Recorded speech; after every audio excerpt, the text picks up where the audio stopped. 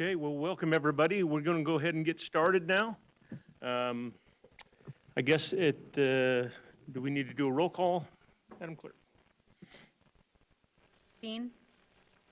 Copeland? Kirkman? Morgan? Here. Kehoe? Turner? Here. Daffer? Miller? Garner? Here. 8 present. Thank you. I'm Matt Garner. I'm the Vice Chair. We want to excuse Commissioner Miller, who is out today, so I'll be running as chair tonight. And before we get started, I just wanted to, I guess, recognize and acknowledge the tremendous loss that we've suffered this past week, with the passing of our mayor. I think I can say on behalf of the commissioners here, our sympathies and our heartfelt sympathy goes out to staff and the mayor's friends, and especially his wife and children and his family, and their suffering, we know, and our hearts go out to them. And so we just wanted to acknowledge that and recognize that and offer our sympathies. So we'll go ahead and get started. We're going to change the order a little bit. We're going to call on our transportation director, Crystal Craig, is going to make a presentation. So we'll turn the time over to her for her presentation.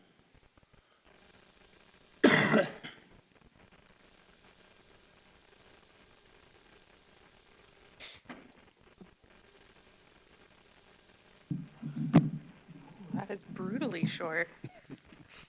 Good evening, Mr. Chair and Commissioners. Thank you for having me here today. For the record, I am Crystal Craig, Director of Transportation for the City of Nampa. I've also brought Pearson DeWitt. He's the Program Manager for HDR. They're the consultant leading the RAISE grant. Oh gosh, it had to have been almost 2 years ago now. City of Nampa received, it was our largest transportation grant, zero match to date, a $5 million grant from FHWA to look at what we called North Nampa. It was a revitalization presentation, or North Nampa revitalization is what we were calling it. North is highly subjective. This area roughly is bound south of the freeway, north of the railroad tracks. The west side was north side, and the east side was Garrity or Sugar right in there. So we called it North, but it's very much so not north. It's much closer to central Nampa. The RAISE program schedule, it's a highly complex project. There's actually 8 definitive projects in that, and one of those projects even has 5 sub-projects out of it. So this is $5 million, but we're getting quite a bit of bang for our buck. Of the 8 projects, I'm going to have Pearson go through them a little bit more in depth to let you guys know where we're at. We're about 2/3 of the way through our program right now. Our estimated completion date for this is March 1st of 2027. So as you can see, the star is about where we're at. These dates have slid a little bit forward and backwards depending upon which project. We kind of do a crime of opportunity, so to speak. If something is progressing, we try and finish that off. But ultimately, that hard date of March 1st is our planned deliverable for each of them. So I'll pass it off to Pearson right now. He's going to go through the different projects and let you know which ones are planning level, which ones are going to give us concept documents, and then which one will take all the way through final design. And then I'll come back and wrap it up to talk about funding. Thank you, Crystal. Pearson DeWitt, HDR Engineering. As Crystal mentioned, I'm going to cycle through some of the projects that are in process and have wrapped up to this point. The first project is multimodal analysis and rehabilitation. It's in the North Nampa area, and it's effectively a series of smaller projects that are going to identify and repair existing deficiencies with curb ramps and sidewalks in North Nampa for our ADA compliance. There's a lot of curbs and sidewalks that have fallen into disrepair, and these projects are going to help revitalize and fix those deficiencies that were identified through the planning process. The design is complete on this. We did have 5 distinct projects broken out that are all in a separate package that can be delivered and built on independent timelines. The construction funding is still needed, and we'll look to go for grants as those become available down the line. The next project is more of a planning document that's tied towards transit and mobility options throughout the entirety of Nampa. It's basically a guidebook to help inform how to place mobility transit stations throughout Nampa based off of the type of improvements that are proposed, as you'll see here. Americans with Disability Act crossings and path updates, placement of bike racks, specific lighting at locations where these may be installed, benches, seats, shelter structures, and other small amenities associated with anything that you would have associated with the transit facility along the roadways. Right now, we are in the process of updating the design recommendations for the mobility hub. It does identify site-specific measures as far as roadway functional classification and other adjacent land use characteristics. This image here is a rendering of what it could look like for a 3-lane section with on-street parking. It does integrate transit into all your facilities throughout Nampa. And some of the big keys associated with the bus stops are wayfinding, community bulletins, potential for trash receptacles, scooter parking, and then adjacent vehicle parking.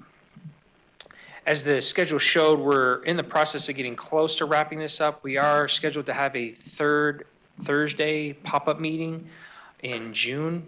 And that's in process right now with Nampa's PI staff. We've been working with Kelly and Casey, and they've been helping out a tremendous amount. So that's been really, really helpful. Oh, I guess I should have just clicked the next slide. So this is everything I just told you about. So the next project is one that I think has garnered some interest with the citizens because we've done the public involvement process for it already. It's the, and I know Crystal's excited about it, it's the widening of the Broadmoor Bridge just south of 4th Street.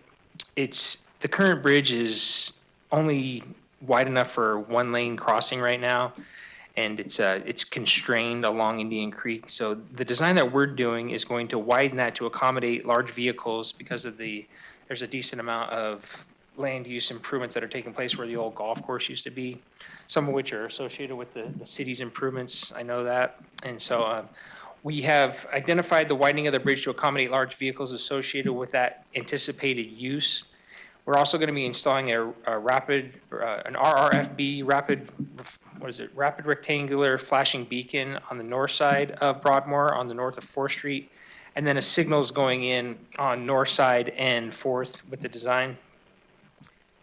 We have completed the concept design, and we are in the process of advancing the environmental process to get approval for the federal dollars, hopefully that we can obtain in the future. And right now we are past concept and we're in preliminary design on that. Some of the things that have happened up to this point is we've gone through an environmental assessment. One of the big wins that took place early on in this project is there was the potential for the rocks in Indian Creek to be determined to be historical, which would have required us to do some pretty extensive replacement of the rocks in kind in the creek. Through our research, we found out that they weren't deemed historic, so we're able to go forward without having to do that environmental process, which felt like a pretty big win for the project process, actually. So that was good news. As I previously mentioned, there was a public involvement that took place online in January. It ran January 7th through January 21st on Nampa's website. The general sentiment of the project is everybody's very supportive of it. They're looking forward to it getting built. A lot of people were like, well, let's get it built as soon as we can.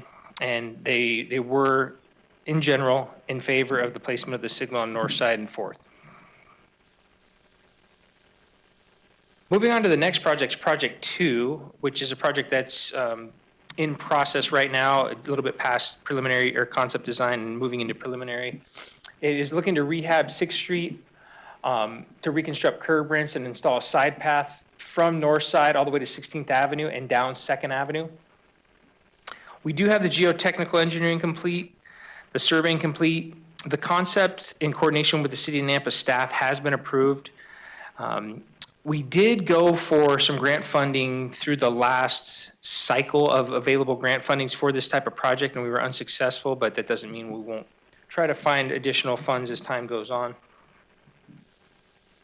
Some of these images you're seeing here up on the screen are basic layouts associated with some of the planned improvements that we have with respect to providing marked crossings with our RFBs and enhancing some of the crossings along the railroad.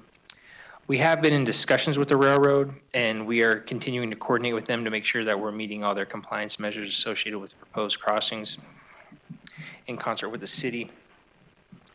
As indicated on the slide, we're advancing the preliminary design. The roadway and drainage associated with this has been, the roadway is pretty flat. The drainage is, there's some groundwater issues associated with the design, but we're working through that as we go through the concept design.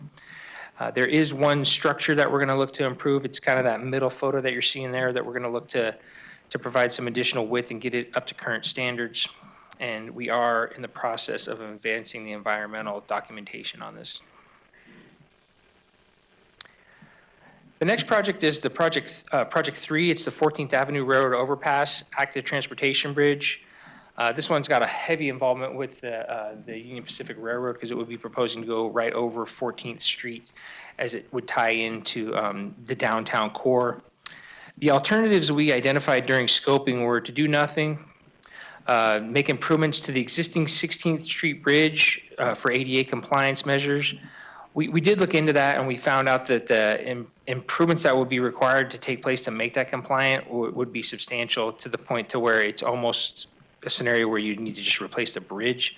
So we are no longer advancing that alternative, but we are still looking at pedestrian bridge at the railroad at 14th Avenue. And just recently, in coordination with UP, I know it's not showing up on the slide here, but this kind of happened in the last couple weeks. We're considering doing an underpass because the overpass has been met with some resistance from the city of Nampa as far as placing piers in their right-of-way. And so we're going to investigate whether or not we can go underground. There will be some groundwater challenges. I know that when 11th Avenue was reconstructed a while back, there was definitely some groundwater issues associated with that. So we're going to have to look into that. And then we'll still consider what to do as far as looking at overpass options as listed here with a gradual incline. There is some line of sight issues associated with the existing UPRR observation tower. And they did indicate that they have concerns about like pedestrian trespassing. Even though access is not super tight out there right now, that's something that they might be looking to try to enhance as time goes on. And then the vertical clearance, they require almost 24-foot of vertical clearance over that track, so that's a lot of ground to gain as you try to get over that. So those are some of the challenges we have. We're still in the preliminary phase on that, and we're coordinating with Nampa and UP on those proposed improvements. This next project, Project 4, actually ties into the east side of Project 2, but it is being done as a standalone set of plans because of funding that has been obtained through VRT to do this improvement. It's going to improve some of the sidewalk on 6th Street between 14th and 16th. It will look to add a bus shelter and a pedestrian hybrid beacon near Park Place, as you're seeing in this image right here. This is kind of the preliminary engineering drawing. Sorry if it's a little too engineering for you, but this was the best thing we had for us for this presentation. One of the things is that we have completed the concept. We have been advancing the environmental process through VRT, through the FTA. I'm waiting to get a response back from VRT as to the status of that document, but they've been coordinating with us on making those submittals to the FTA. And we are advancing to preliminary design because we cannot go to final design until we have the environmental approvals. Unlike many of the other projects in the RAISE program, we do have construction funding secured. VRT has provided the funds, and we are looking to get this thing started in construction near the end of this summer, pending the environmental approval process. So this will be the first project under the RAISE program that actually will get constructed. Moving on to the next project is Project 5. It's Indian Creek Pathway Extension. This is one that I'm pretty excited about. We developed conceptual alternatives to install a 1.6-mile Indian Creek Pathway Extension from 2nd Avenue to the other side of the spur near 3rd Street. We've completed that. It's been bought off by the city of Nampa, and we had pretty good coordination with the Parks Department as well, so they've been pretty integrally involved up to this point to help us get the concept adopted. As things go forward and funding becomes available, we'll look to do improvements basically on a as-needed basis when that funding does become available. And then lastly is the first and third railroad underpass improvement projects. I don't have a whole lot to report here because we just haven't started anything yet. Yeah, I think the picture's worth 1,000 words, right? I know that's not the actual, is that an actual photo? Okay, I take it back. That is an actual photo of something that's happened at first and third, and we know it gets struck a lot. So there are some geometric challenges associated with this, existing and proposed. We do think that there might be some groundwater issues out there as well, but this has not started yet. As you would notice on the first slide showing the schedule, we're looking to start this in June timeline and then start reaching out to stakeholders and figure out what alternatives can be done. Again, we have reached out to the railroad on this, and we're continuing our coordination on that project. At this point, I'm going to hand this back over to Crystal so she can talk about where we're at in terms of percent complete and money spent. Thank you. Thanks, Pearson. I know that was a lot to handle all at once. This is a huge, massive project, one of our largest projects here, at least on the transportation side.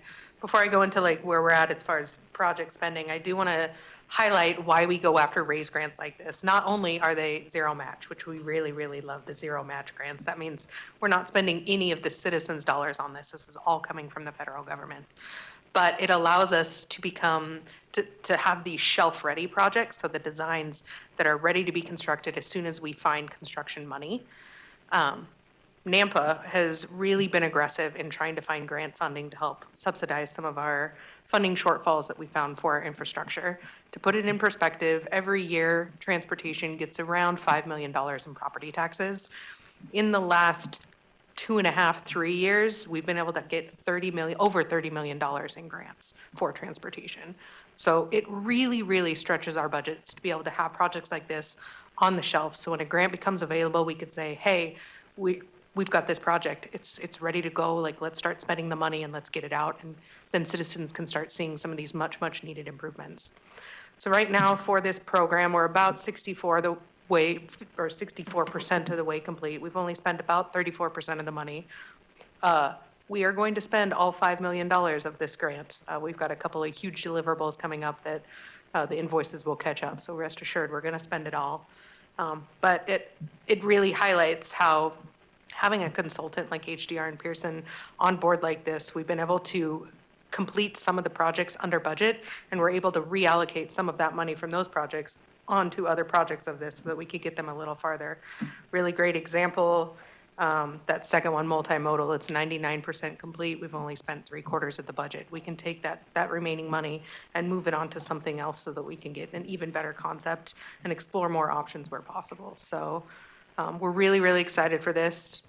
The first project, as Pearson said before, that 16th, that pedestrian hybrid beacon, they call it a hawk signal as well. It's the signals that can stop traffic when the pedestrians need to cross it.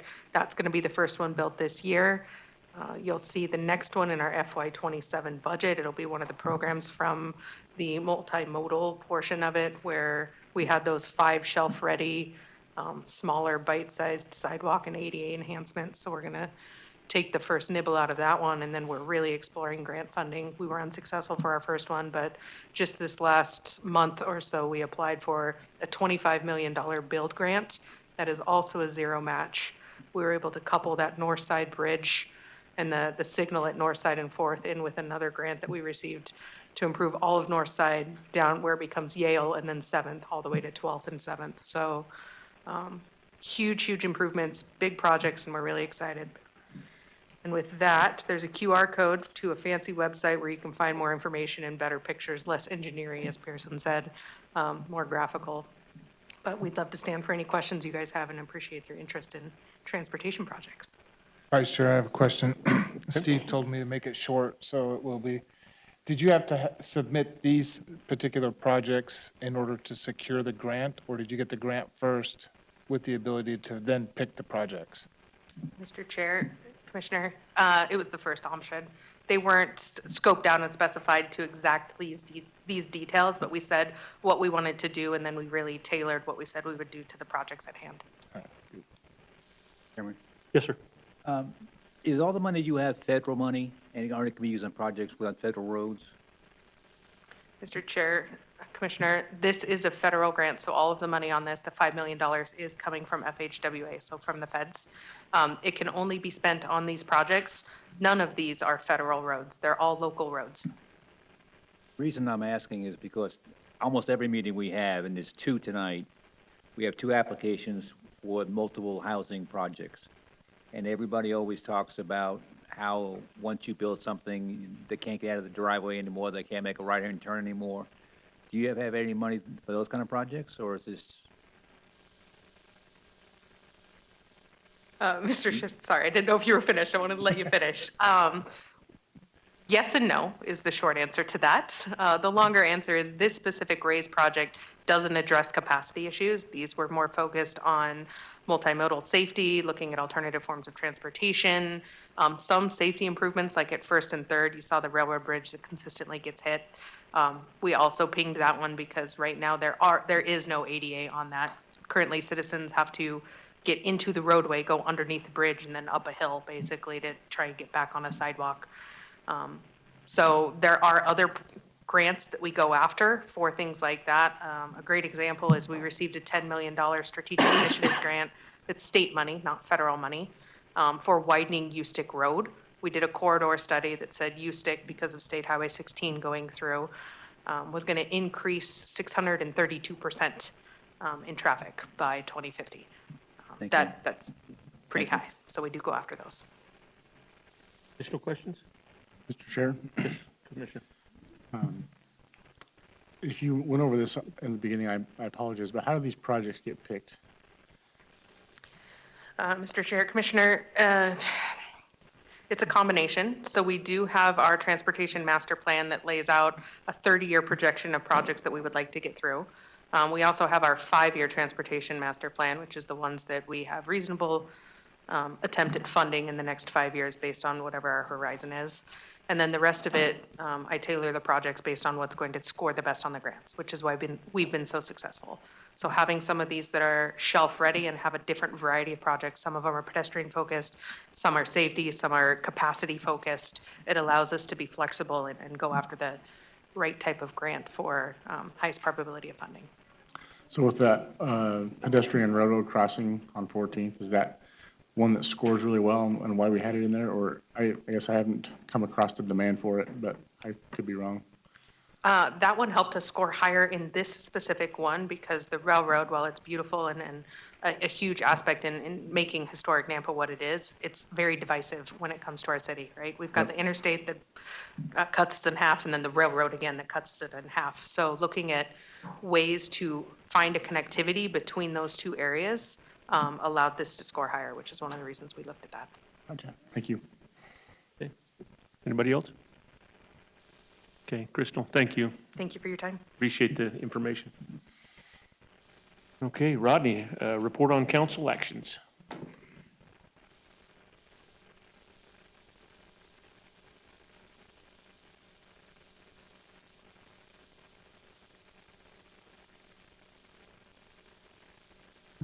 Mr. Chair and Commissioners, council actually wasn't able to get a quorum on the 16th, and so all public hearings were taken off the agenda, and we have since rescheduled them, had to post them in the paper again, notify all the residents around those again, and post a new sign on the property. So we have done that, and most of those will go before City Council on the 6th of April, and I'll report back after that. Want me to jump into this one? You bet, ready to Okay. go. Mr. Chair and Commissioners, this is our annual report. I know we're a little bit later than usual. We try to get this done in February, but we're in March and just had a lot going on. So I'm going to try to do my best to just stay with my written comments because I find that if I don't, I'm going to be too long. I'm going to expound on everything in these slides. So I'll do my best, but if you have any specific questions, please interrupt me, and I'm happy to answer those. So the purpose of the annual report is to track and record planning and development data through time and to commemorate development and planning efforts. The information is intended to provide a broad context rather than be used for decision-making for individual project proposals. We've been doing this for several years. The next couple of slides will highlight some data about the people in Nampa. In this slide specifically, we have our population estimated at 123,220.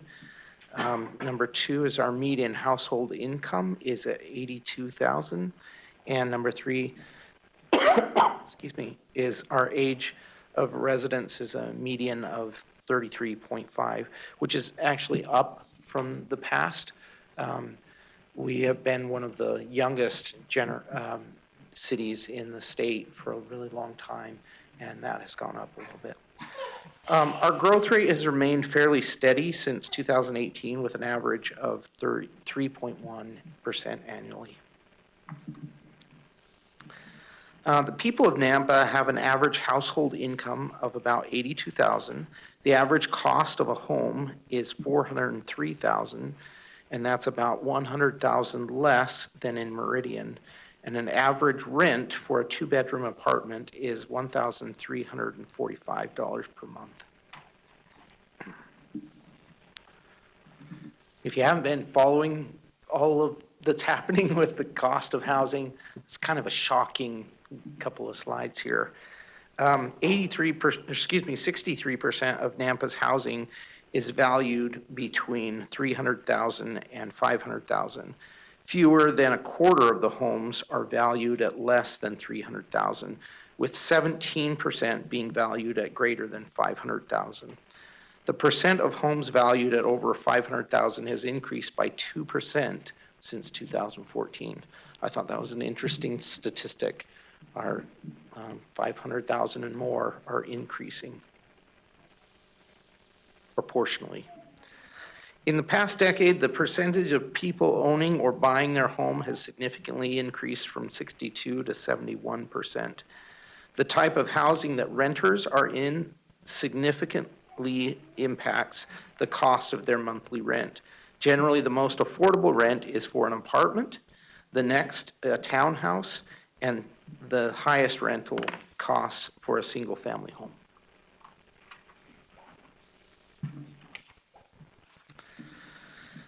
All right, this, excuse me, this slide is, I think, pretty critical that we consider these numbers. This slide explores one of the reasons Nampa residents rent versus own a home. Cost for renting is significantly more affordable depending on the size of the unit and the size of the home. In order for someone to have a mortgage at about $300 more than the average cost of rent in Nampa, the home would have to cost $275,000 or less. Home buyers would also likely need to be able to accumulate a 20% down payment and cover the cost of some services typically provided for rentals. There are currently no stick-built homes within this price point available for purchase in Nampa. The majority of Nampa's housing stock is made up of single-family homes. In 5 years, Nampa has approved, issued, and completed nearly 5,000 single-family dwelling permits, while other housing types fall significantly below that, totaling only 552 collectively. Nampa has not approved, issued, or completed a single building permit for a triplex in 5 years. The number of applications received by the Planning and Zoning Department has remained relatively consistent with the exception of outlier years such as 2020. In 2025, the department received 8 more applications than the previous year and 1 more application than in 2023. Not included in these counts are the various other tasks done by staff, such as zoning and alcohol verification letters, deferral agreements, inspections, public record requests, pre-application requests, meetings, and the development of long-range planning documents. This slide shows that we continue to maintain relatively the same number of applications over the past 5 years. So I get a lot of questions about where's our economy going, what's happening with building permits. I'm going to show you a slide in a little bit about building permits. But for generally, you can see this trend is actually just slightly increasing for the number of applications we get through planning. And that's generally because, I would guess that generally that's because it's not as influenced by the ups and downs of the economy as like a building permit is that's happening right now. These are planning efforts. They put plats in place or annexations in place or a rezone so that future development can occur. So sometimes that's just kind of mellowed out over the year. Frankly, we used to, when I first started, we had really, really busy times during like spring and summer. And then we would really slow down in the fall and winter. It's no longer that way. It just, as you've seen, you know, our agendas are always full. This is a breakdown of each application type brought before City Council or the Planning and Zoning Department. Of note is the increase of the number of variances, 8 more than the previous year. We have seen significant increases to the number of variances in the past 5 years. We are relatively consistent over time for the number of public hearings and final plat considerations as a total. The number of plat applications received in 2025 was 46, which is 3 less than in 2024 and 6 less than in 2023. This shows a slight but consistent decrease in plat submittals. However, the number of final plats received remains consistent. This was likely due to larger preliminary plats being submitted that require additional phases to come, which equates to an additional number of final plat submittals. Both the number of short plats and condo plats saw a decrease from 2024. So that's, again, just emphasizing the difference between the 2 types of plats. Preliminary, longer term, concept in nature, instead of final plats that are more current, happening in the near future, and more details. Multifamily units saw a dramatic increase in 2025, but this is mostly due to an approval of a single project with many units. That was the Murphy development off of U-Stick. This single year accounted for 27% of the total units approved since 2018. All right, this shows that final plats approved in 2025 were taking more land per unit than in 2024. Final plats were less dense. We're getting less dense overall with final plats. Preliminary plats show the same trend of being less dense for those approved, but that changes dramatically if all preliminary plats in the queue by the end of 2025 were to be approved. If everything were approved, the development in 2025 would overall be consuming less land per unit. Just a side note here, or an asterisk here, 2 of the projects that were in the queue were denied by City Council.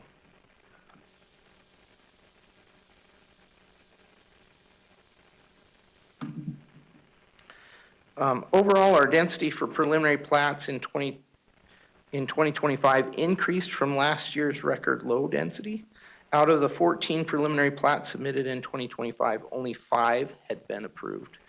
If all 14 plats were to be approved, the gross density for preliminary plats in 2025 would be 3.98 dwelling units per acre. This is slightly higher than what has already been approved, 3.43 dwelling units per acre, and about 1.1 increase from 2024. And as I said, with those 2 that got denied, it's not going to reach that number, so it'll be lower than that. On the shorter term, Final plat approvals have shown a trend down to 3.43 dwelling units per acre. The less dense. This slide addresses the question about how many units approved through a preliminary plat have been committed through approval of a final plat. Again, this doesn't show building permits associated with those plats, but this does show the final plats compared to the preliminary plats. All right, of those preliminary plats approved in 2021, 79% of the lots have been committed through approval of a final plat. But this also shows that a significant number followed quickly with a final plat approval after a single year, 41% in 2024 approvals. There are 1,757 units that have been approved through preliminary plats but haven't been committed through approval of a final plat.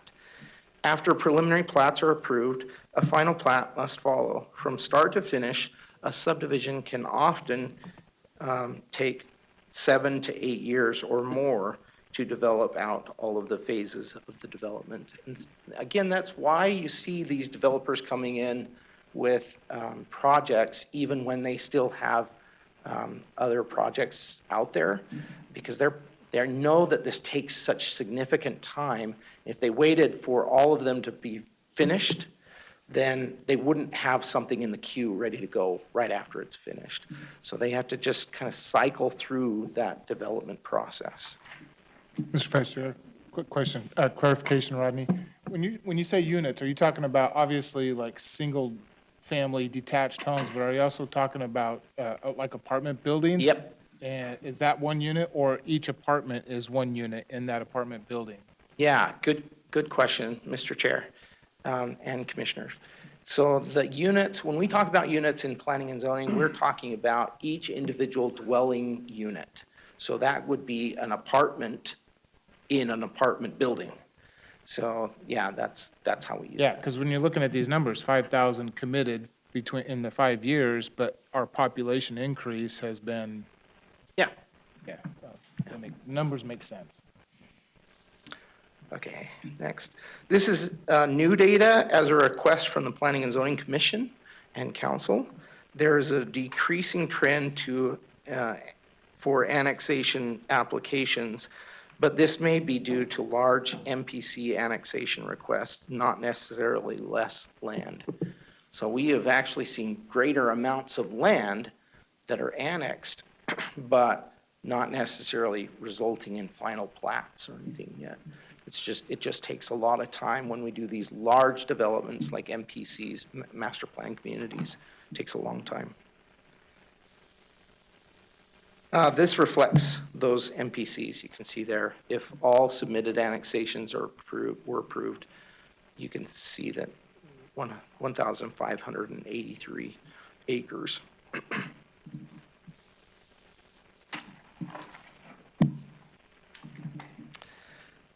This shows some of the work that you typically don't see being conducted by the Planning and Zoning Department. In 2025, we had 44 applications reviewed for design review. Most of these were for new construction.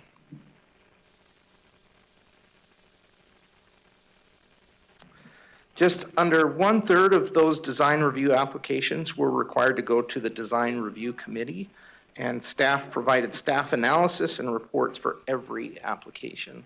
So sometimes we even, we get asked, well, how many of these are going to the committee, the design review committee? Well, only 1/3 of them, but we still do all the work for every single one. So that's what we're doing at our desks when you come to our office.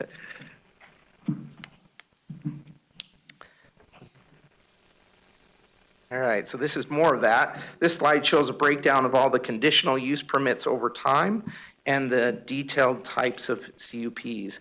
In 2025, we processed 29 CUPs. The bottom left corner highlights the type of CUPs that fall under other land use. We continue to see medium-density residential as the primary land use on our future land use map. The ratio of 5 residential acres to 1 commercial acre has remained consistent over time.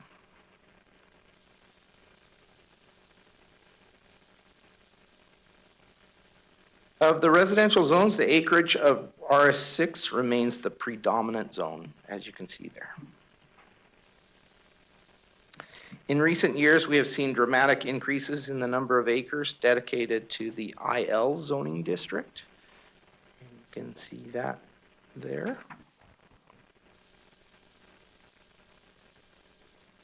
This information was added to the annual report beginning last year at the request of the Planning and Zoning Commission.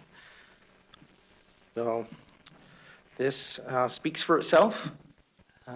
We have lots of enclave parcels that are completely surrounded by city boundaries, and I have no statement other than these are the numbers.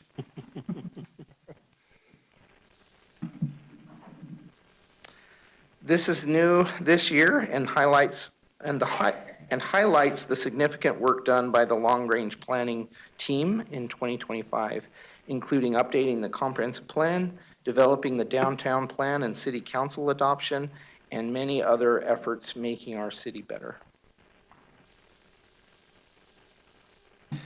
And then the planning and zoning team does more with less. I just want you to pay attention to the far left number on the screen. Per capita, we're the smallest team. Along with Meridian, we're the smallest team per capita. Not the best. I was going to add that too. Can we go to, Celeste, go to the building team slides?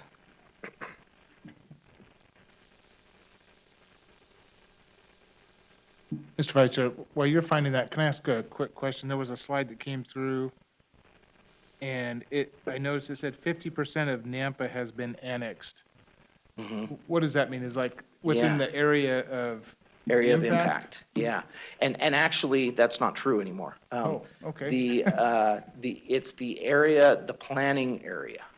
So if you recall, the county had to go through that state process to reduce our impact area, but they still allow us to plan for that area that we know we're going to grow into eventually. And so that planning area, we're at 50% of that. So safe to say Nampa's 50% built out? I mean, according to our planning area, Okay. yes. All right, that makes sense. All right, so this is thank you, Celeste. This is development services. They had a few slides. I forgot to ask him to show up, but they're pretty straightforward, so I'll just share the information with you. Okay, so residential permit types and project amounts are listed here, and these are new single-family dwelling units in FY '26. So this is a little tricky because I just talked about the annual year 2025. Fiscal year '26 starts in October of 2025. So keep that in mind. These aren't the same dates. Okay, so fiscal year, again, new commercial and TI permits project value in 2026 are listed here. Again, the greatest number there are commercial TIs. And then project value for new construction and TIs are tenant improvements. That means the building's already there in FY 2026.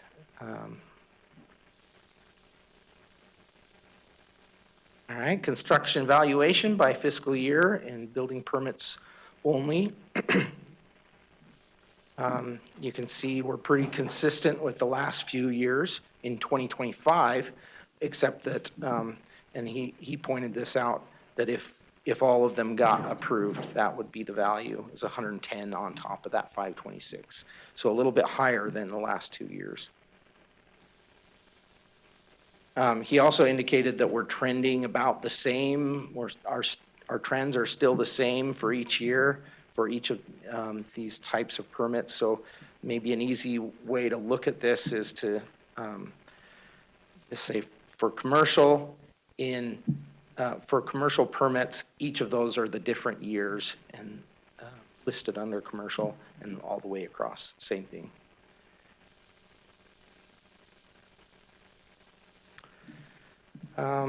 Okay, building plan review by fiscal year.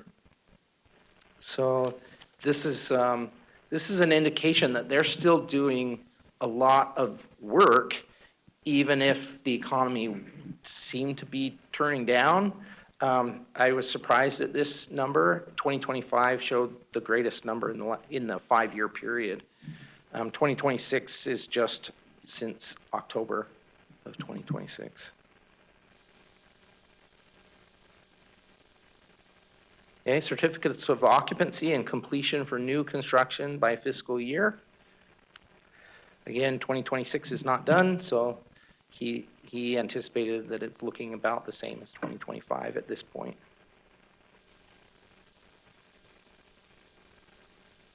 Total permit revenue by fiscal year, and then that's the estimated value with green. And that was it. Any other questions for me? Any It's a lot. questions? Mr. Chair? Yeah. Rodney, I think you picked a rough night to present all this stuff, but do you keep data on how many projects get denied? Or just what gets approved? I mean, they're not frequent, but we have seen an increase recently. I don't know that number, but I'd be happy to look that up and send it out to the commission. Sure, I think a lot of the people here would be interested to know if NAMPA approves everything that comes across, or Yeah. or if we actually are selective in what we're doing, or where in between we lie. Yeah. The other question I have is, do you have any data on the length of time it takes to get a project approved?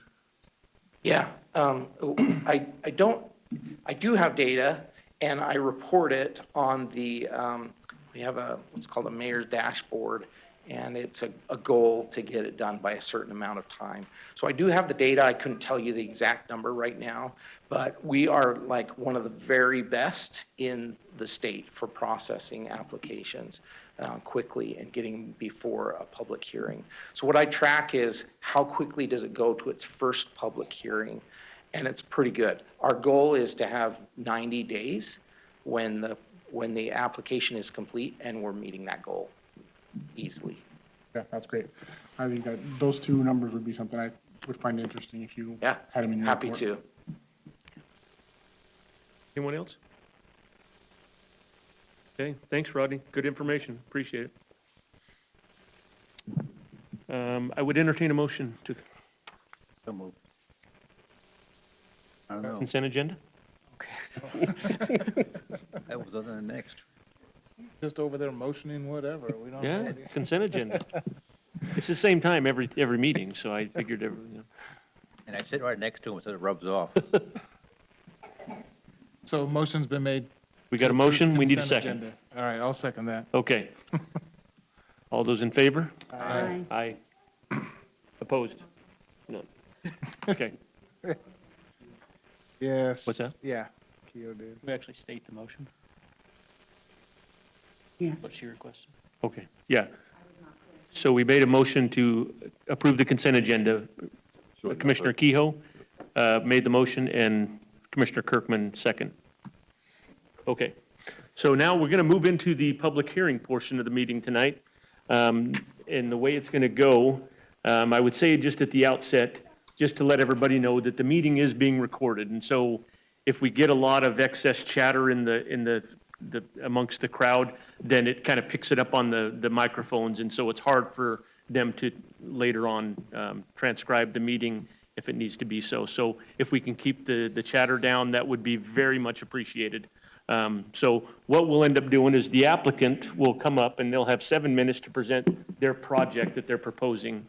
At the conclusion of their 7 minutes that they have, or as soon as they're done, staff will present the staff report, and they have unlimited time to present what they need to present to us. At the conclusion of the staff report, we'll open the public testimony, and that'll give you all an opportunity to come and testify. And so we would ask that when you come up to the microphone, please state your name and your address for the record. And then you'll have 3 minutes to testify, to speak, whatever, whether for or against or undecided, whatever you want to say, that'll be your 3 minutes. When everybody's had that opportunity, we'll be able to have the applicant come back up, and they'll get to respond to any questions that were asked or to rebut any of the testimony that was given. And then when they're concluded and we've asked questions, then we'll close the public hearing, and then we'll deliberate and then issue a judgment or a recommendation, whichever it is, based on what type of application it is. And so that's how the meeting will go. And so we're going to go ahead and start now for our first item. This is an action item, a pre-annexation and pre-zoning to BC, and then a possible development agreement at 00 and 0 Highway 2026 for the parcel numbers that are listed in the report. And this is for Jeff Hatch, representing Shoemaker Properties, LLC, and Valley Pentecostal Church Incorporated. Is the applicant here? I see you there. Mr. Hatch.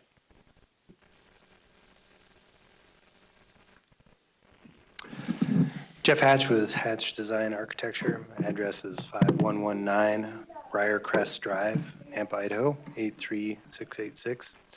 Good evening, Vice Chairman Gardner and Commissioners. Thank you for your consideration of our pre-annexation application this evening.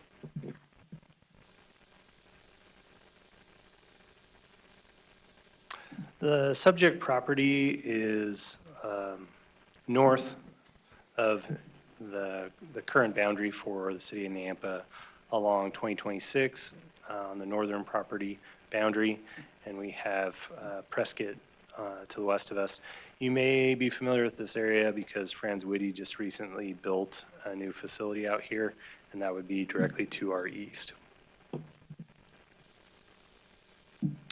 The subject property under the future land use map is designated as a community mixed use zone, which we're fine with that designation.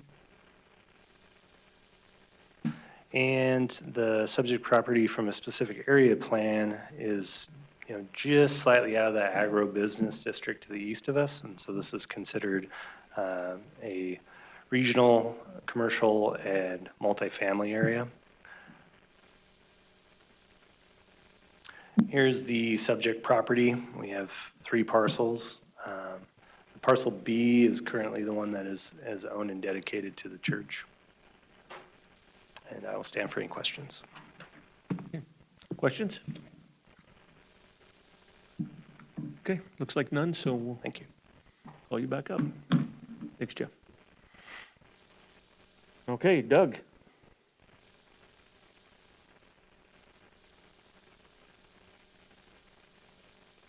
Yeah, Vice Chair Garner and Commissioners, Doug Critchfield, Principal Planner.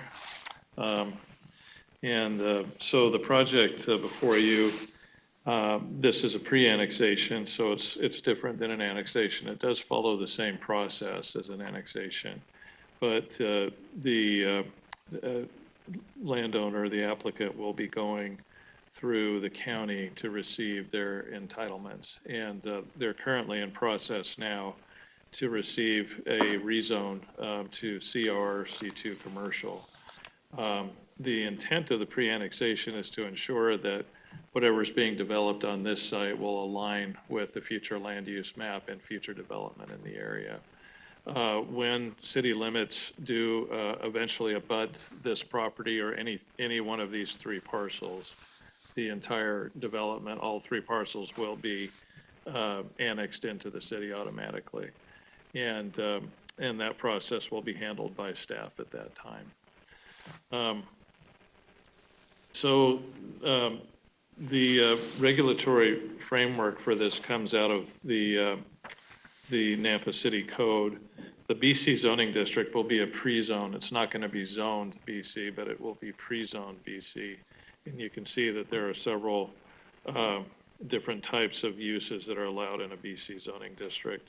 The development agreement will contain the conditions of approval and any other limitations placed on it by the council and, or the applicant as we negotiate with the applicant. And those will be captured in that development agreement. So that'll be placed on the property. Within that development agreement, the applicant will be asked to adhere to the regulations that are held in our Planning and Zoning Code Title 10. These are the primary regulations. There are other regulations as well. So essentially, they'll be building a city type of development in this location with those requirements. That was mentioned in some of the documentation about potential land uses on the property. Right now, that'll be negotiated with Canyon County. And these are the potential uses that could go out there. The ones that are highlighted in yellow here are ones that were mentioned in the documentation. You can see that everything that's been proposed falls within the BC land use. Two of those would require a conditional use permit if they were to annex into the city of Nampa. But because they're working with the county, they'll negotiate those uses, and then the county will reach out to us for comment on those applications that come through for those land uses. So the property is only within a quarter mile currently of city limits, so it's likely very quickly that as this area continues to grow, that this property could be annexed into the city relatively quickly. You'll note here that the area that was removed from the area of impact is shown here. They're bordering that line. That impact area really doesn't have much influence on what happens on this site. It's just simply a boundary that the county through state code has placed upon us, but we can extend beyond that boundary in the future and grow into the planning area by state statute. It was already mentioned that this is all in community mixed use. So there are two overlays on this, the comprehensive plan and the specific area plan. The uses within each of those designations are relatively the same. And the applicant has indicated that they will comply with both the requirements of these overlays. The surrounding property is largely agricultural with the exception of the Franz Woody development. But again, this is all in transition, and most of this property is owned by development interests for future development. There were some details provided in your staff report. Daniel's here if you have any questions about any of the engineering on this site.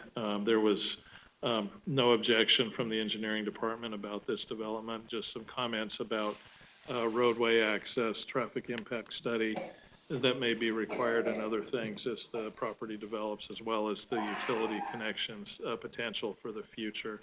Right now, the applicant is not asking for any utility connections at this point. We did have some correspondence from engineering, as we just mentioned, and also the Idaho Transportation Department. There's a discussion where the access points will need to come off of Prescott Lane, and that they'll be open to discussing access to US 2026. We did receive one late public comment from Darrell Tague. I hope that's the appropriate pronunciation. He mentioned that he's agreeable to the pre-annexation with the city and that it will be a commercial zone. The recommended condition of approval were added to your staff report. And again, if you have any questions about those, I'd be glad to answer those.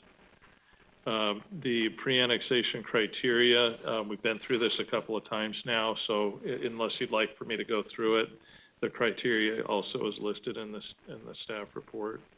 It's a fairly simple criteria. The facts for the project, as well as the conclusions for approval, were also included in your staff report. These would be the conclusions if you decide to approve the project or recommend approval of the project. And if you recommend denial, then you would have to declare what those conclusions would be. And with that, here's the potential motions, and I would stand for any questions. Okay. Thanks, Doug. Yes, Commissioner Morgan. You probably explained this, but so the intent is to build some storage units. open-air storage on part of it, which would require a CUP. Is that CUP part, like, we're not, but I don't see a CUP as part of this approval. Is that part of the agreement? Yeah, Development agreement? so Vice Chair Gardner and Commissioner, there's interest by the applicant to do that, but they would receive those entitlements through Canyon County and not through us. If, for example, the property became adjacent to city limits and the applicants had not developed or received entitlements to build storage units in that area, then they would have to come through the city to obtain a conditional use permit to do that. Now, what will happen is if they do apply to Canyon County for that land use, Canyon County will notify us about that and will provide comment back to the Board of Commissioners through our joint powers agreement. Then they have to weigh a heavy consideration on those comments that they receive from the city. Okay, so if they don't build them before the annexation happens, then they'll come before us for a new CUP. If they do build it before it gets annexed, is it just legal non-conforming, or what do they? Yes, Okay. then it becomes a legal non-conforming grandfathered in, if you will. Mr. Chair, Thank you. I got a quick question for Doug while we're talking to him. So I think I read in there that they were talking about using the back part of parcel C as a RV storage, and the church is supposed to go on parcel B. I hate to see this piece right along Highway 2026 being storage units. I mean, that's going to be prime location. Is there any way we can put in there that any storage units or storage facility needs to stay on the back south portion of parcel C and it cannot be out against 2026? Yeah, Chair and Commissioner, you certainly can make that recommendation to the council as one of the conditions, and we would note that. I just would hate to see that. I mean, Meridian's got two of them right down the street, and it's like, that's prime commercial. You put storage units on it, you've lost it. But at the same time, like, it's RV storage. If there was one thing that's easy to tear down and build something else, it's a parking lot, right? Yeah, but I'm thinking if they were gonna build like the storage units right down the street, right out to 2026, I would hate to see that, because I think that's prime, that's some good tax-based dollars right there, that if storage units is not a lot of tax base. Yeah. But they were just asking for RV storage, but. Additional questions? Okay, seeing none, we'll go ahead and open the public hearing. Madam Clerk, any sign-up sheet? No, not just for this item. Okay. Is there anybody here that would like to speak for or against or undecided on this application? Anybody online? Okay. Jeff, do you want? I'm sorry, what? I was going to ask, Mr. Hatch, do you have anything to add, Oh, or? Jeff, when you said Jeff, I was talking. Sorry, I was too informal. I'm sorry about that. Chairman Gardner and Commissioners, thank you again for consideration of our pre-annexation and pre-zoning application. I appreciate the dialogue and considerations, comments for the commission.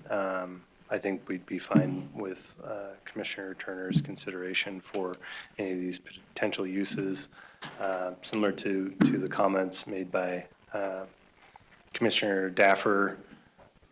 It's likely this is going to be something that's renovated as soon as it can be annexed into the city, into a use that's more suitable for what the city's needs are. With that said, typically if this was to be used for kind of a low-density RV situation, you would need a fire engine access on to 2026. And so if I take it at face value, I'm getting cut off from fire emergency access.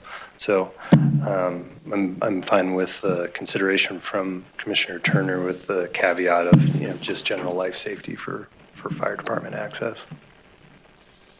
Okay. Appreciate that. Other than that, I'll stand for any questions. Okay, any additional questions? Okay, thank you. Thank you. Take a motion. Motion to close the public hearing? Second. Okay, been motioned by Commissioner Morgan, seconded by Commissioner Kehoe, excuse me, to close the public hearing. All those in favor? Aye. Aye. Opposed? Okay, motion carries. Deliberation? Sounds to me like they just want to do something with it until they can pull utilities to it and do something else. That's what it feels like to me. Well, it really is a good spot for RVs, right there on 2026. Can be halfway between the Caldwell Freeway access and Highway 16. Rather have it there on 2026 than closer in town. Well, and really all we're doing today is saying when it gets annexed, it's going to be BC, right? Yep. So, and that's what we want it there, so I don't.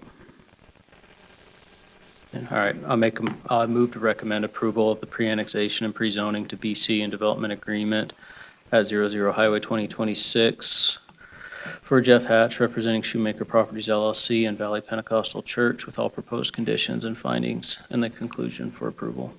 Second? Okay, it's been moved by Commissioner Morgan, seconded by Dapper. Commissioner Dapper? All those in favor? Aye. Aye. Opposed? Okay, so the motion carries. That'll go on to City Council. Thank you. All right.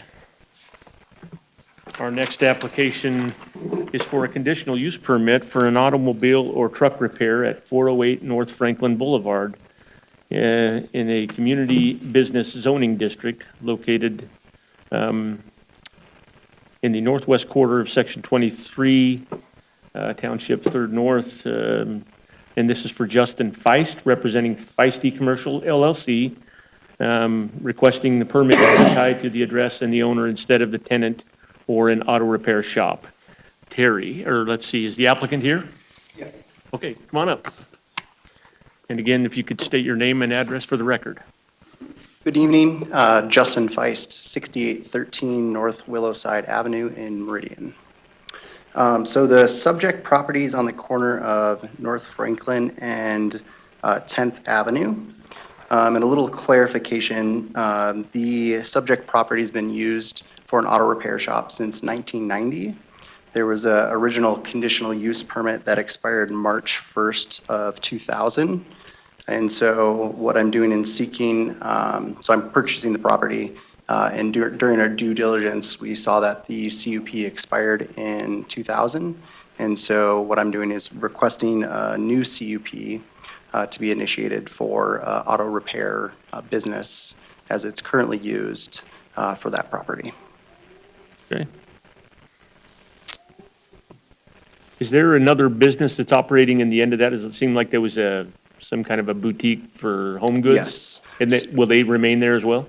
Correct, yeah. Okay. So one of the sides is a retail location, and the other side, Tim's Auto Repair, is a auto repair shop. Okay, perfect. Any other questions?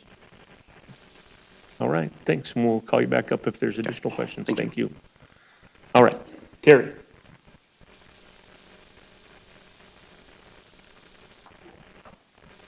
All right. Thank you, Vice Chair Gardner and Commissioners. My name's Terry Friend, Associate Planner for the City of Nampa's Planning and Zoning Department. As we just heard, the requested action today is for a conditional use permit for automobile or truck repair at 408 North Franklin Boulevard. That's a 0.52 acre parcel in a BC or community business zoning district. And our plan here tonight is to continue operating as an auto repair shop, but the applicant has specifically requested that the permit be tied to the address and the property owner instead of an individual tenant. The applicant is Justin Feist of Feisty Commercial, and our file number today is CUP 00402-2026. The property lies in the future land use map designation of commercial. It's zoned BC or community business. Surrounding this area to the north is additional community business zoning and single-family residential. To the south is community business. To the west is community business and light industrial. And to the east is community business and single-family residential.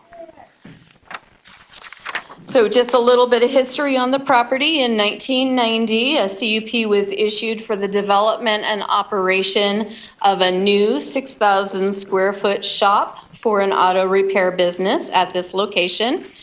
That CUP was specifically granted for 10 years from the date of issuance. And at the end of the 10 years, a new CUP would be necessary to continue operation as an auto repair business. Now, that type of sunsetting clause, we don't generally use anymore, and part of that is because we struggle to track it, which is kind of hence the reason we're here tonight, where a business has been in operation for a total of 36 years. 26 of those years were without the CUP to do it. So here we are making this legitimate, and we won't have that sunset clause again. When the CUP was approved in 1990, the commission found that the auto repair use would be compatible with the neighborhood if the conditions were adhered to. They also found that the use would enhance community function and provide an essential service. A total of 13 conditions were placed on the approval for this. 3 of these are going to be important for our discussion tonight. The first was that it was valid for just 10 years. The second being that landscape was to be installed per the approved plans with specific stipulations about the height of planting materials that may impact the vision clearance area, and that the landscaping would be maintained in a clean, orderly, and healthful condition. The conditional use permit also indicated that installation of curb, gutter, and sidewalk around the perimeter of the property would be completed along Franklin, 9th Street North, and 10th Avenue North. And here we are tonight looking at a conditional use permit for automobile or truck repair, because in our land use charts in the BC zoning district that requires a conditional use permit. We've talked lots of times about the conditional use permit criteria, so you see those 4 main criteria on the screen, that the use is supported by the comprehensive plan. The operation and maintenance of the property with this use will not adversely impact the character and appearance of the general vicinity. That the use will be adequately served by public facilities and services, and that the use will not involve processes, materials, equipment, or conditions that will be detrimental by reason of excessive traffic, noise, smoke, fumes, glares, or odors. In addition, the code for CUPs does provide some examples of the type of conditions that you might want to impose. I've highlighted in blue some that might be applicable for this application tonight, specifically fencing, parking area maintenance, street improvements, signage, landscaping maintenance, maintenance of grounds, and the issue of the transferability of the permit. So some existing site conditions. This is the landscaping on site. There are only 2 existing landscape planters on the property.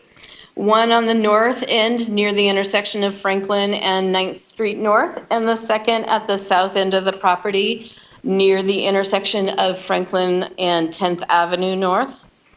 The north planter and the surrounding area has been taken over by weeds, and there is cement debris within the planter area. And the planter at the south end of the property is really just bare dirt with no established plantings at this point. So in terms of landscaping code that would be applied, typically it wouldn't be applied in an application of this nature, but the code does stipulate that the commission can apply landscaping code requirements as a part of the CUP. The current city code related to landscaping for a commercial development requires 20-foot wide landscape buffer along local collector and arterial roads. The location of the existing parking and the building itself would prohibit this from being practical on the site, but the site aesthetics would be greatly enhanced by the addition of landscaping in conjunction with installation of curb gutter and sidewalk improvements along 9th Street North and 10th Avenue North, in addition to those landscape planter areas being renovated with appropriate landscape plantings and repair or replacement of whatever irrigation parts that would be needed to maintain that over time.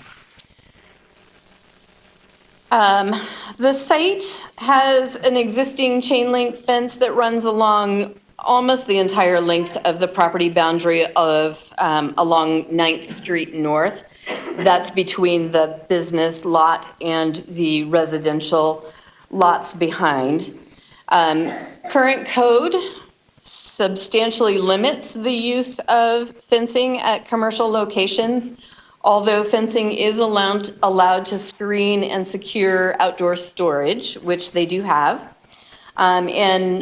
But the fence along the parking area at the north end of the property, which you see pictured here with the U-Haul trucks behind it, that wouldn't be allowed by current code. And as you can see in the picture on the right, this fence has been damaged. It's bent, it's leaning, it hasn't been repaired. So here are our current fencing regulations. Generally, fencing is prohibited, although there is an exception to allow for securing that outdoor storage area. And chain link with slats is not a permitted fencing type when it's visible from right of way. So here are the 3 existing freestanding signs associated with the auto repair business on the site. Now, there is another sign that's further down the street, or sorry, further down the lot that's associated with the fabric store that's there. So these 3 are just for the auto repair business. So it exceeds the amount of signs that you can have under current code. 2 of the 3 signs are in poor condition, exhibiting aged and deteriorated materials.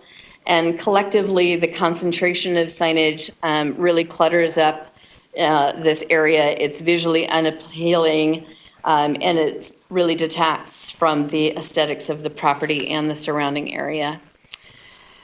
So current code for the BC zoning district allows 1 freestanding sign on the street, and applicable sign code regulations related to prohibited signs and requirements for sign maintenance would support the removal of the 2 outdated signs. That would be the reader board and the tune-up sign as a condition of approval.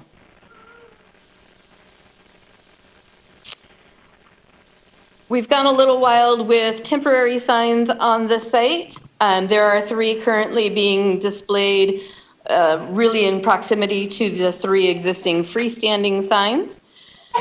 Temporary sign code says you can have 1 temporary sign displayed per business at any given time, and that it needs to be on your site, not on public right-of-way, which is a little bit sketchy right here at the edge of Franklin Boulevard, and that they would need to be spaced a minimum of 5 feet from any permanent sign. So we've got a couple issues there to deal with. Back to the conditional use permit requirements. In terms of the land use being supported by the comprehensive plan, the future land use map designation is commercial, and this is zoned commercial. We're good there. It does support developing and maintaining a strong local economy with this use type, and it's a service industry that provides a needed benefit to our community.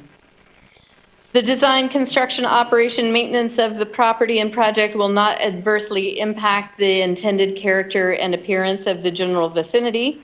Well, this has been an automobile repair shop for 36 years. The city's received no comments or concerns from neighboring property owners about the existing use or its impact on their property. or the economic welfare of their business. The vicinity of the area is commercial in character with a variety of commercial, retail, and service businesses, and with residential behind that commercial corridor. The site improvements, which would benefit the success of this businesses on the property, would also impact the overall appearance of the surrounding area, which would be beneficial to the community and can be conditioned as part of your approval.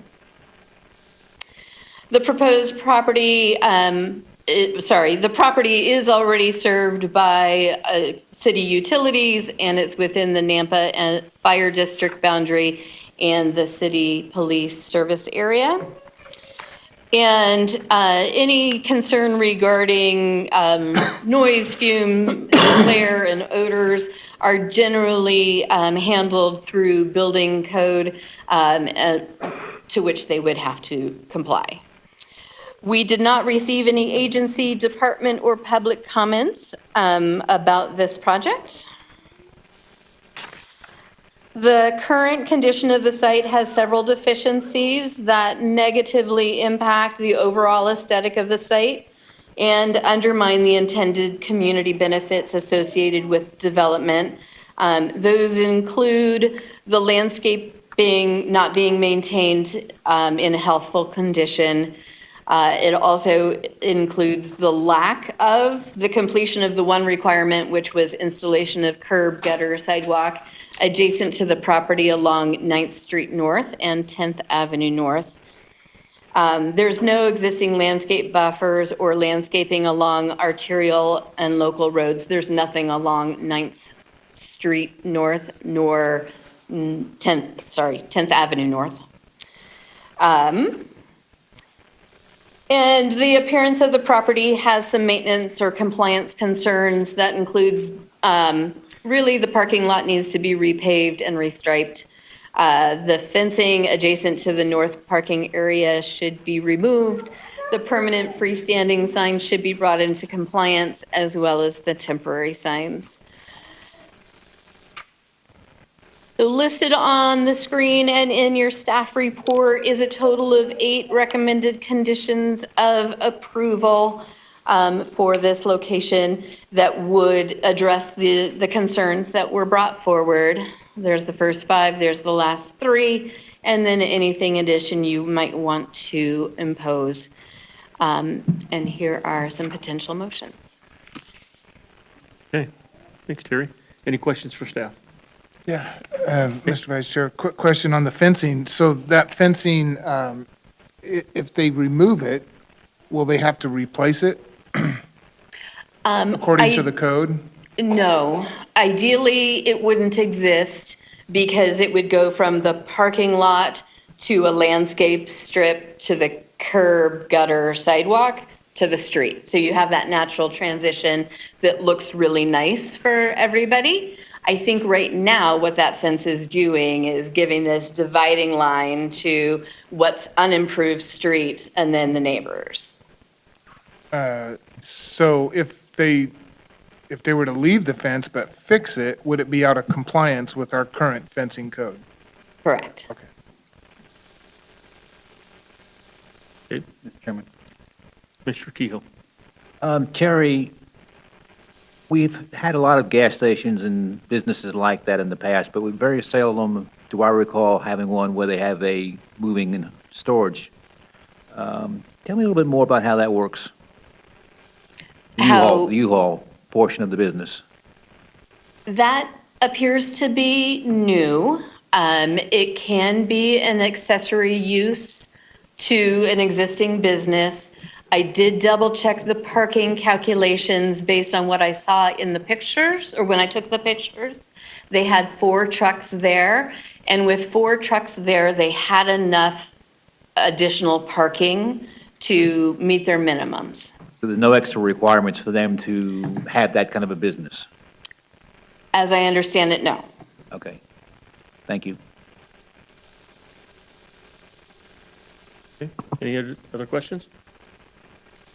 Someone's got Daniel's something got to say. something Oh, to say. okay. I don't have any questions, but I have some context for the discussion of curb gutter sidewalk on 10th and 9th. When I look at our data, it does appear that a deferral agreement was granted for that property back when it was originally done, to defer those improvements until something was done with the entire, those roads on both sides and that.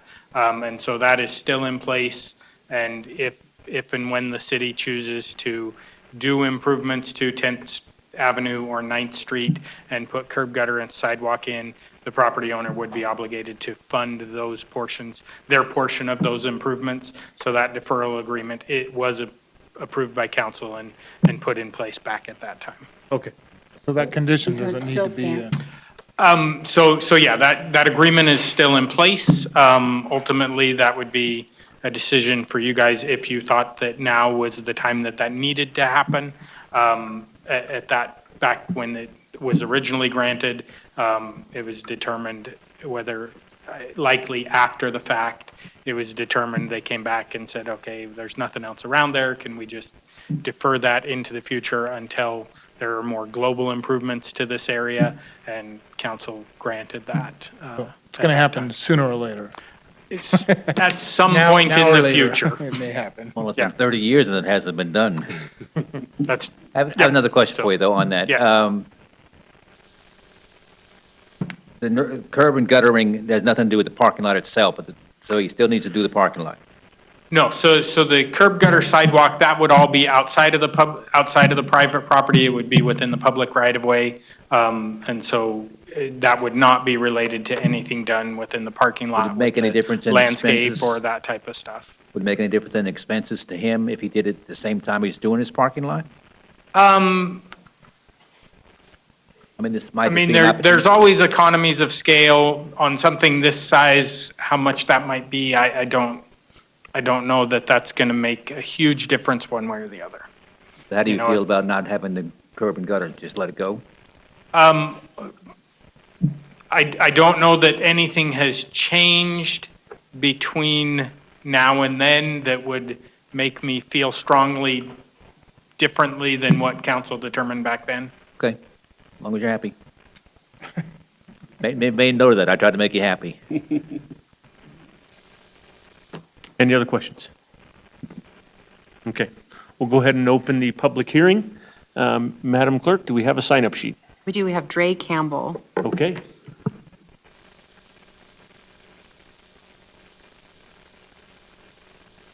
Go ahead and give us your name and address for the record. Greg Campbell, 3850 East Kingsgate. I tried to get my 3.5-year-old to come up here and talk with me, but he rejected me. Let the record show first, rest in peace to Rick Hogeboom. Tonight was his memorial, and he was a good man, and a lot of good memories in here, so just rest in peace to him. I would just say that this site's been, we kind of dug this up, this CUP issue through our due diligence. I've been representing Justin on the acquisition of this property. And we dug it up, and it's just one of those Nampa properties that tends to have has a use that's been going on for a long time in the CUP. Like, for some reason, once upon a time, they were time-stamped, and it sounds like that wasn't the common case. But when we went to acquire it, I said, hey, this is something you need to pay attention to. Like, if you were going to acquire this property, you don't want to come in and then have this upheld where you lose a tenant or you lose the opportunity to lease to a tenant where the site is already built out for that tenant. It's been a good use for an automotive use. If you're familiar with Nampa, I'm a Nampa native for a long time.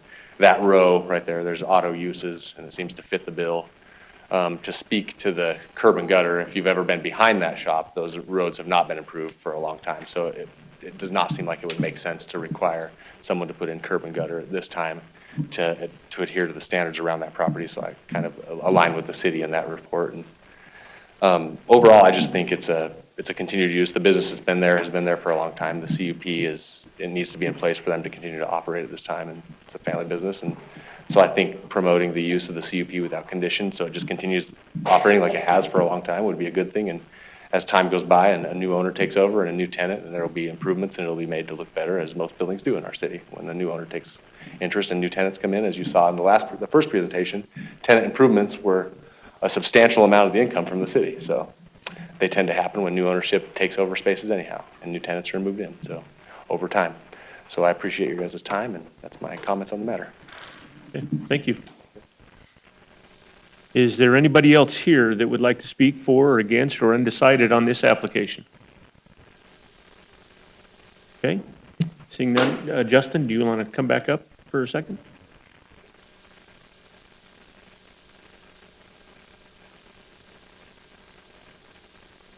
So just want to clarify, we are in the process of purchasing the property.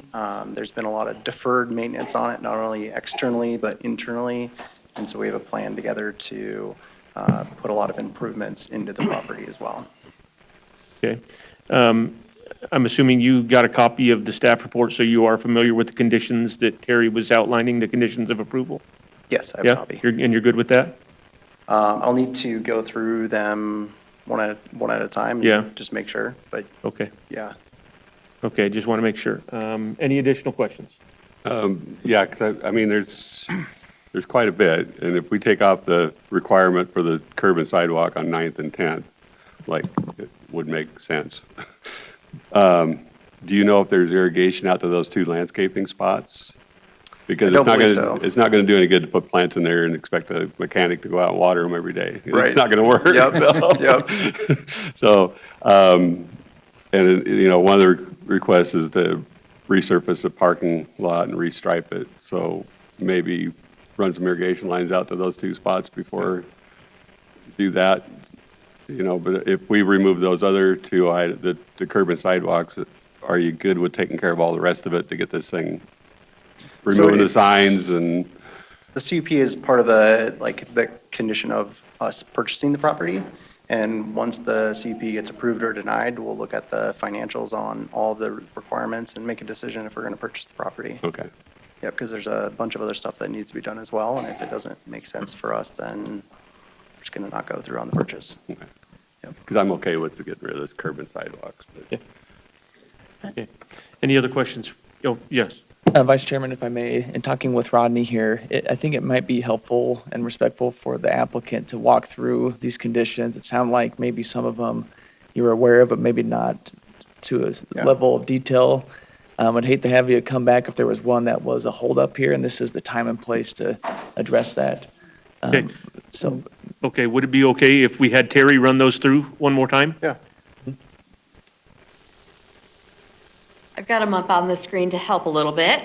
So the first one is just complying with city codes, policies, and standards that are in place at the time of building permits.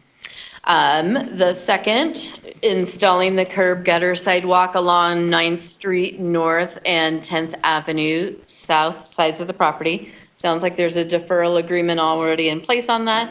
I didn't get clarification from Daniel, but whether or not that moves with the land, like with change of ownership.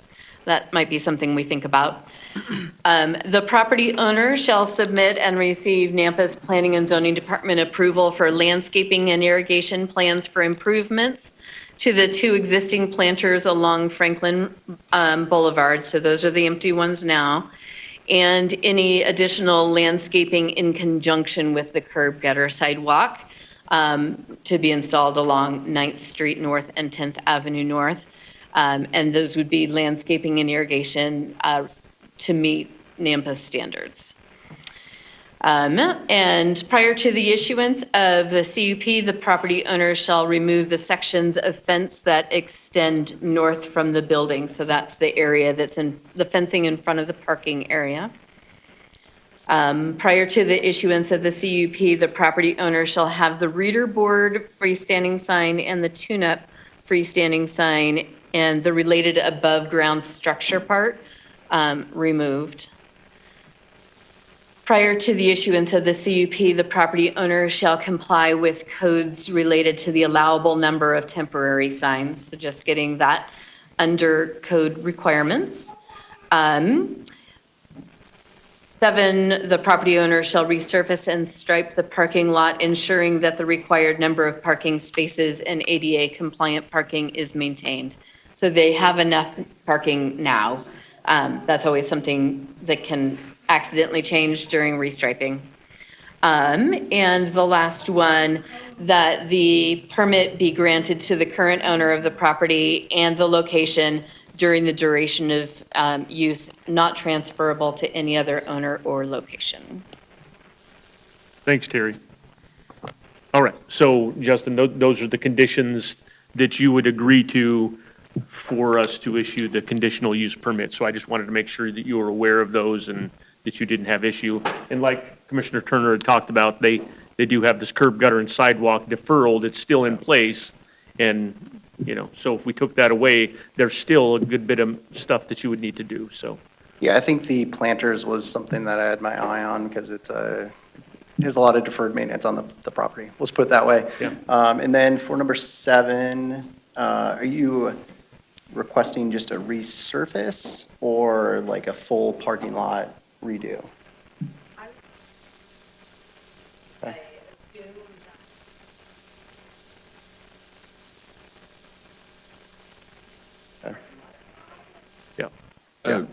I got a quick question for you. Go ahead, sir.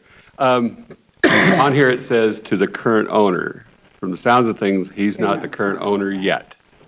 If we were to issue this CUP, can we issue it to him if he becomes the owner? And if he doesn't, the current owner then has to come in and clear up this 26-year issue? And we get back pay. Because I just want to clarify, because on this, it says current owner. Okay. Vice Chairman, maybe how we can do that, is change out current owner, applicant to the applicant. The owner applicant is probably. In our motion? Yep, just in our Okay. motion, just amending, is that condition 8? Yeah, owner applicant, so. Okay. Yeah.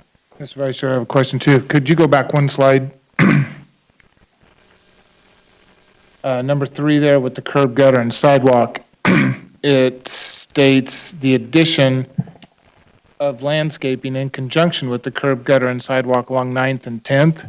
So if there's no curb, gutter, and sidewalk going in on those, in that area, would the applicant be required to still put in landscaping?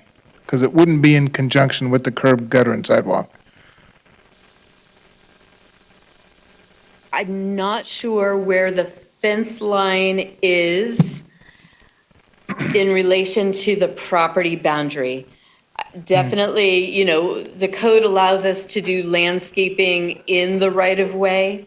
I'm just not sure if we're not doing any improvements in the right-of-way, if there's actually a landscape area they could even attend to. So if the commission decided to remove that particular thing, that would also remove the requirement to put any landscaping until, Add it to the deferral. yeah. I think that would be That's the what, smart I guess play. that's my question is, does the deferral include the landscaping or could it include? Let me jump in here, Mr. Chair, Commissioners. So those are 2 separate sections of code, and I know that the deferral agreement doesn't typically have a landscaping attached to it. So I would recommend that if you have a condition like that, that you maybe change the condition. Yeah. For when it would be appropriate for that to happen. That is, as she said, as Terry said, that is tricky for us to follow. But if it's like, I don't know, I guess it's hard for us to follow up on that, but it's Well, possible. The word conjunction there is what made it just a little bit confusing. But yeah, we can address that in whatever motion is made. Mr. Chair, I got Yeah. a question on that then. It's been a while since I've been on that little piece of road, but I think that parking lot and that road are pretty level. They're basically the same. Yeah, piece of so pavement from 9th and 10th So if you Street. take that fence out and you put any kind of landscaping in there, people are just going to drive over it and completely destroy it anyway, I would think. Because I mean, without the curb and gutter there, you have nothing to separate the parking lot from the Yep. road and that little piece of dirt, I think it's dirt back there. Yeah, and that might have been the Actually original asphalt idea all with the way the to the fence. Is it all the way, asphalt all the way? So, At least in the image that is on Google Maps, it's, looks like it's just asphalt straight from the road all the way up to the building. And the back of that building is all used for storage, it looks like. If we remove all that fence, are we just talking from the end of the building out, right? Yeah, and so the asphalt just goes right up to the fence, up to the building, so I think it would be a challenge. I would think we should remove number 3 entirely for, Remove number 3 entirely, or just the portions about 9th and 10th? well, you're not going to, my recommendation would be not to put in the curb and sidewalk, and there's no place to put Or landscaping. landscaping. But there's also Franklin. Right. Yeah. We need to, yeah, the Franklin planter beds need to Yeah. stay, obviously. Yep. Yeah, the Franklin planter beds, but the other stuff I think we need to remove. Because I think it's, I think we need to close the public hearing first. Well, we got to finish up with Justin, so, okay. she's got a question down here. Mr. Chairman, I do have Yeah, a question. Mary. And I don't know if it's for Mr. Feist or for the staff or for the attorney. But says requesting permit to be tied to address an owner instead of tenant for an auto repair shop. So I'm really sort of confused how, I realize you're looking to do your due diligence to buy it, but you are not the owner yet. Correct. So I guess I'm confused how somebody can come and ask for a condition of approval on property that they don't own or they don't reside in, and how that works. We did get a, like, affidavit or a signature from the owner to represent the property, if that helps. Okay, yeah, I mean, I'm just, I guess was confused on that, how, like, could somebody come in and get a conditional use permit on my house? Yeah, You know? Commissioner Copeland, so in the application packet, and correct me if I'm wrong, there's typically an affidavit of legal interest, correct? And so if they fill that out, the owner has to fill it out and sign it. That basically says that Justin can come in and apply for a permit regarding this piece of property. Okay, And so that's part of the application packet that would allow him to do that. thank you. Okay, so do we, go ahead. I'm good. Okay. No more questions for the applicant? Okay. Did have Thank a you. Oh, go ahead. clarification Justin, on you have number something? 5. So prior to that, I believe there's 3 signs up. How many are you wanting removed? So, Justin, you have the sign that says Tim's. Right. That, they're saying leave that one and take down the tune-up and then the other reader board sign. Take those two down, as well as the temporary banner things that are flying out there as well, Except for one. except for one. Yeah, the temporaries are easy, but the other 2. Is that good? Or, I mean, you could take down the small one and just change what the top one says since it's taller. Yeah.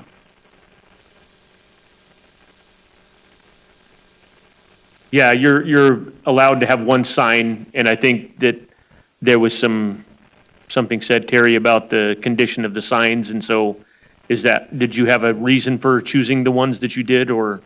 I did. Thank you.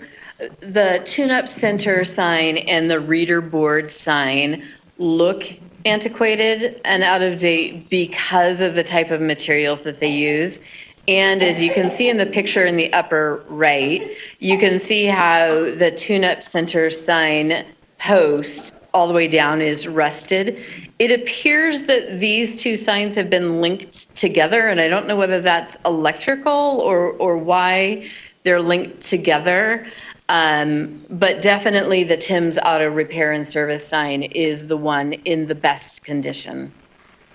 So Terry, if he decided that he wanted to keep the old-looking sign as part of his aesthetic, can he do that and have it, maybe just repaint the post and refurbish it? That would be an option. Okay. And I think that's something we can address in the motion too, Okay. as far as the conditionals. All right. Any additional questions or anything from you, Justin?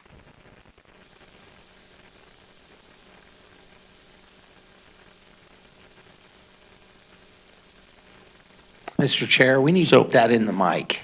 Yeah, so do you want to come up, or do you want to restate what he asked? Okay. Does the landscaping Okay, go ahead and, yeah, give us your name and address one more time. 3850 East Kingsgate, Nampa, Idaho. Does the landscaping approval that would need to be required for just the 2 potential landscaping planters in the front have to go through a separate hearing process and approval process? And then what's the time limit on that, if so? Has to be staff approved, doesn't it? Check me if I'm wrong, Terry, but I believe that the answer would be that you would have to meet the city's requirements, is what according to the code for that zone? Thank you, Vice Chair. Yes, that's correct. It would be part of the permitting process. It wouldn't require a public hearing. But she had said it was unfeasible, right, with current, with the current site plan, the current required landscaping requirements wouldn't be Yeah, feasible so You for this site? wouldn't be able to meet a the 20-foot 20-foot buffer. setback Yeah. is what's required, but you don't have the ability to do that because you don't have the 20 feet, otherwise you'd lose your parking in lot, So there would be basically. an additional public hearing in order to approve a landscaping No. plan? Okay, no, nothing else? No just the additional public hearings. Staff. Yep, it would just be through staff approval. Landscaping plan for the front. And I think Yeah. part of the, excuse me, Yeah. Mr. Chair, I'm sorry, but I think part of the reason they want to review it is because of site problems right there, too, to make sure you don't put something in that's going to block any Yeah. site. So I think that's the main reason they want to see what you're thinking of doing. I just wouldn't want to see Justin have to come in and do a $50,000 landscaping plan on a little thing when it looks like you could add some nice shrubs and a couple. No, yeah, I believe the intent is that you would just add the irrigation to the existing beds and then clean up the existing beds that are already there. I with don't know if noth- you guys can spell that out. That would be a good thing to have spelled out. Yeah, potentially. and I think that it's in the conditions here, but we'll make sure. Yeah. Okay. Is that good there, Justin? Do you have any additional questions? No. Okay, thank you. Thank you. Yeah, transferable. Okay, I'd entertain a motion to close the public hearing. Moved. Second. All right, it's been moved by Commissioner Kehoe and seconded by Commissioner Morgan to close the public hearing. All those in favor? Aye. Aye. Aye. Any opposed? Okay.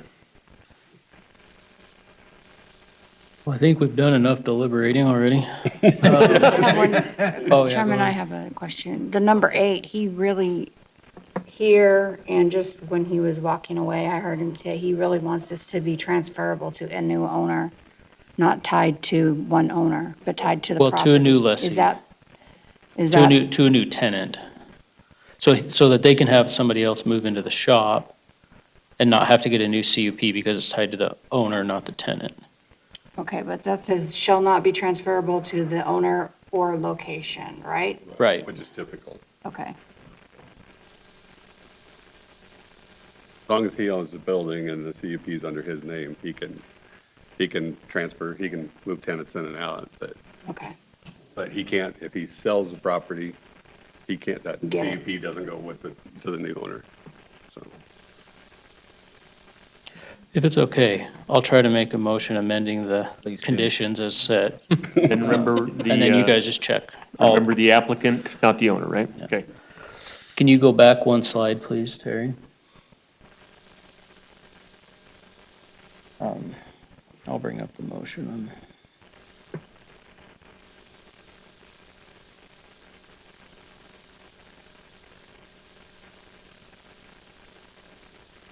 I'm just trying to bring up the language of the motion, make sure I get it right, but I want to leave the conditions on the screen.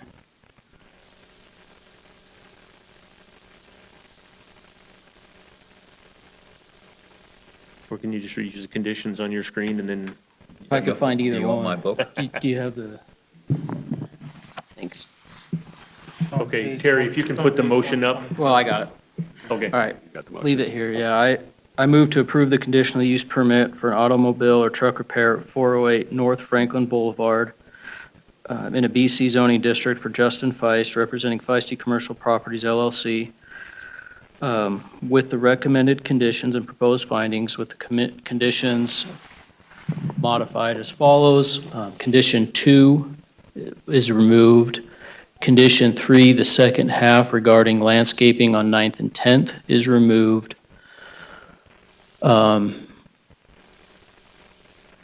Condition 5, recommend we amend to meet current sign code rather than prescribe which signs need to be removed.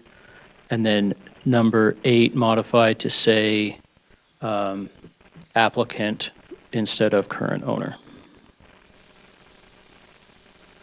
What I missed? Second. Okay. We have a motion by Commissioner Morgan and a second by Commissioner Daffer. All those in favor? Aye. Aye. Any opposed? Okay, so that motion carries. And now, Justin, if you can hold tight, I will read this. This CUP will become effective 15 calendar days from the date the written decision and reason statement is provided to the applicant, unless an appeal has been filed with the Planning and Zoning Department with the appropriate fee. No action should be taken on this CUP until the appeal period has concluded. The applicant must confirm with Planning and Zoning staff that there have been no appeals. Mr. Chair. Okay. Mr. Chair, I make a motion that we take a 5-minute recess. Okay, we will take a 5-minute recess, and we will come back. I made a motion. Got a A second? motion. suggestion. He made a motion. Second. Okay, it's been motioned and by Commissioner Daffer and seconded by Commissioner Kirkman to take a 5-minute recess. All those in favor? Aye. Aye. Aye. Oh, excuse me. Great, now we're gonna have consent agenda issue on the next meeting because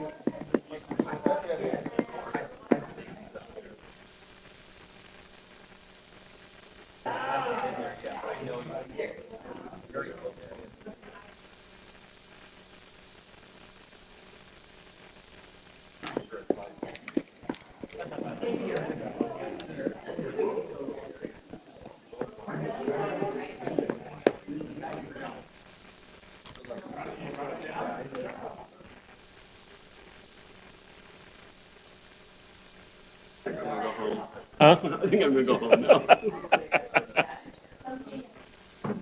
Well, at least the crowd doesn't look too angry. Not yet.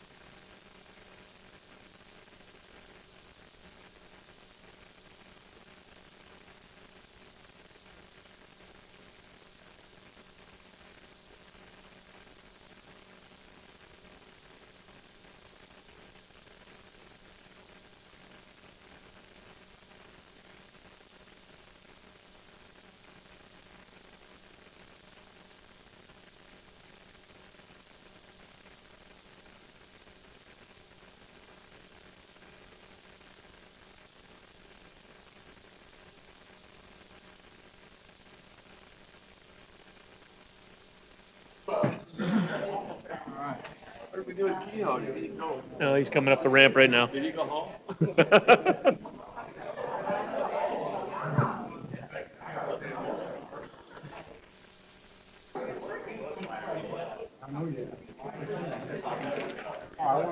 Ah, sorry.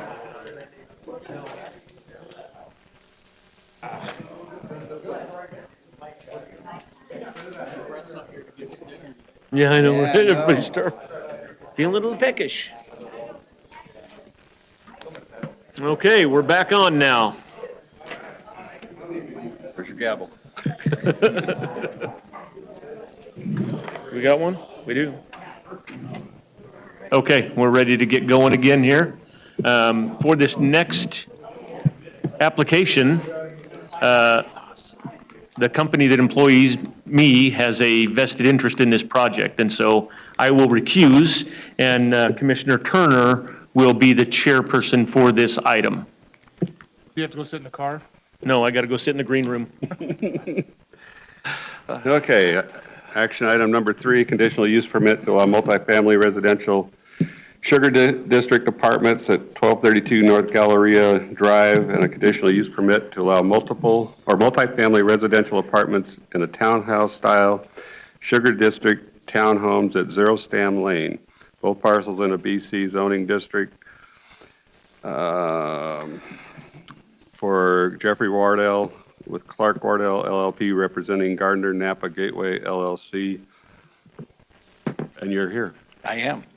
All yours. Mr. Deputy Replacement Chairman, we are pleased to be here tonight. Again, I'm Jeff Wardle. My address is 251 East Front, Boise, Suite 310. Have representatives from Gardner Company tonight, as well as all of our design team. We are here tonight on 2 conditional use permits related to the Sugar District. Hold on just a quick second. Can we grab someone and shut the doors? Oh, Jeff heard me. He's on his way out. Or on the other side of the door. Sorry about that. Where do I need to point this, Candace? Oh.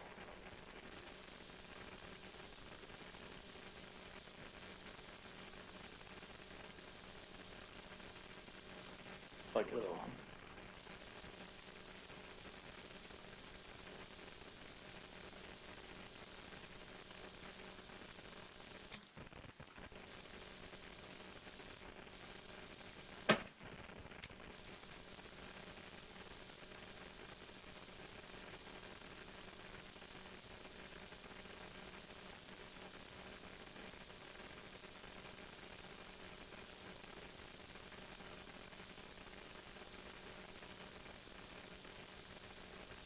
Sure.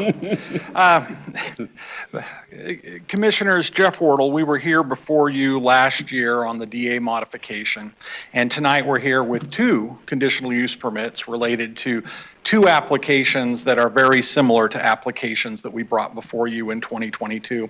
So if we can move to the first slide. As outlined, we have 2 applications. We have the first application related to 284 apartments in the center of the Sugar District, the former Nampa Gateway, replacing the movie theater. And we had talked about that when we were here 6 months ago. Additionally, we're back with an application for townhomes on the eastern parcel of 77 townhomes. If we can proceed to the next slide, as you know, this area is zoned and has been developed pursuant to a master plan and a master development agreement that had been undertaken with a prior developer. And Gardner acquired this property in 2020 during the depths of COVID as we went forward with trying to repurpose and reutilize this. We were before you on a modification in 2022 to the master development agreement and site plan, as at the time we'd contemplated removing 50,000 square feet of retail space. Well, we did not remove that, and we came back to modify that to take it out because, as you know, we found a user that did not exist at that time. And we now have 50,000 square feet of pickleball and other recreational activities going on inside of those buildings. The Sugar District, if we can go to the next slide, is designated as community mixed use. It supports both commercial and residential development, and in your comprehensive plan contemplates a residential element within these types of uses. Now, when this project was originally developed, it was contemplated that there would be office use on that eastern portion. And as we have gone through this process and been back and presented to you, we believe that in light of the changes that have happened in the retail market and office and other things, that to truly capture the vision of community mixed uses in your comp plan, it needs a robust residential element.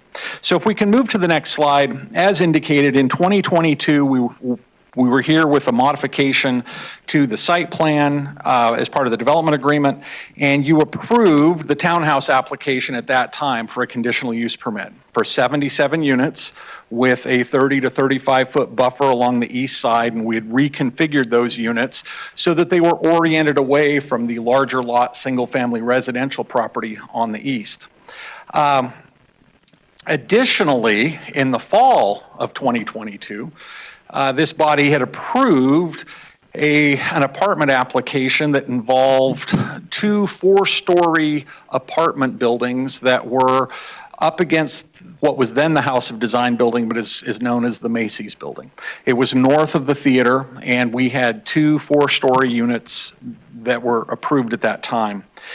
We did not proceed with either of those applications due to a variety of economic considerations as we worked through repurposing. Gardner spent much of the last 4 years trying to find an appropriate reuse for the theater. Gardner has worked with, and we've developed other theaters here in the Valley. We explored alternative uses for educational, business, artistic, and there just wasn't anything that really made, an 18-plex workable. So a demolition permit has been issued, and our new application for multifamily will go on that site. So to briefly cover each of these applications, as indicated, the townhouse application we have before you is for 77 units, which is the same number of units as we'd proposed in 2021 that you approved in 2022. It's a mix of 2 and 3 bedroom units between 1,100 and 1,300 square feet. The main difference between what you approved in 2021 and today is exterior design modifications that have been undertaken, but the configuration is largely the same, with the sides of units being oriented towards those backyards, with mews between units, and also the consideration that as we locate those, we have relocated some roadways so that there's better connectivity with the apartment application and elements to the east. We retain the setbacks that were approved in 2022, the existing 8-foot masonry wall. We retain the elevation and the height that you all had previously approved. With respect to this area and this component, we just want to remind everybody that in the BC zone, we would by right be able to pull permits to do much taller commercial buildings with much less setback. And that was one of the considerations that we went through, hearing the concerns of the neighbors to address. With respect to the apartments, instead of 2 4-story buildings, we're now proposing 1 4-story building and 10 3-story buildings for a total of 284 units that are a mix of studio, 1, 2, and 3 bedroom. The project amenities for the townhouses and for these apartments will be contained within the apartment elements. In undertaking this, as outlined before, in the prior application, we had placed these 2 4-story buildings up closer to the House of Design Macy's building. Now the 4-story building that we're keeping is roughly in the location of that southern building and the theater. It kind of goes in that space right there. So the 4-story building has been centralized.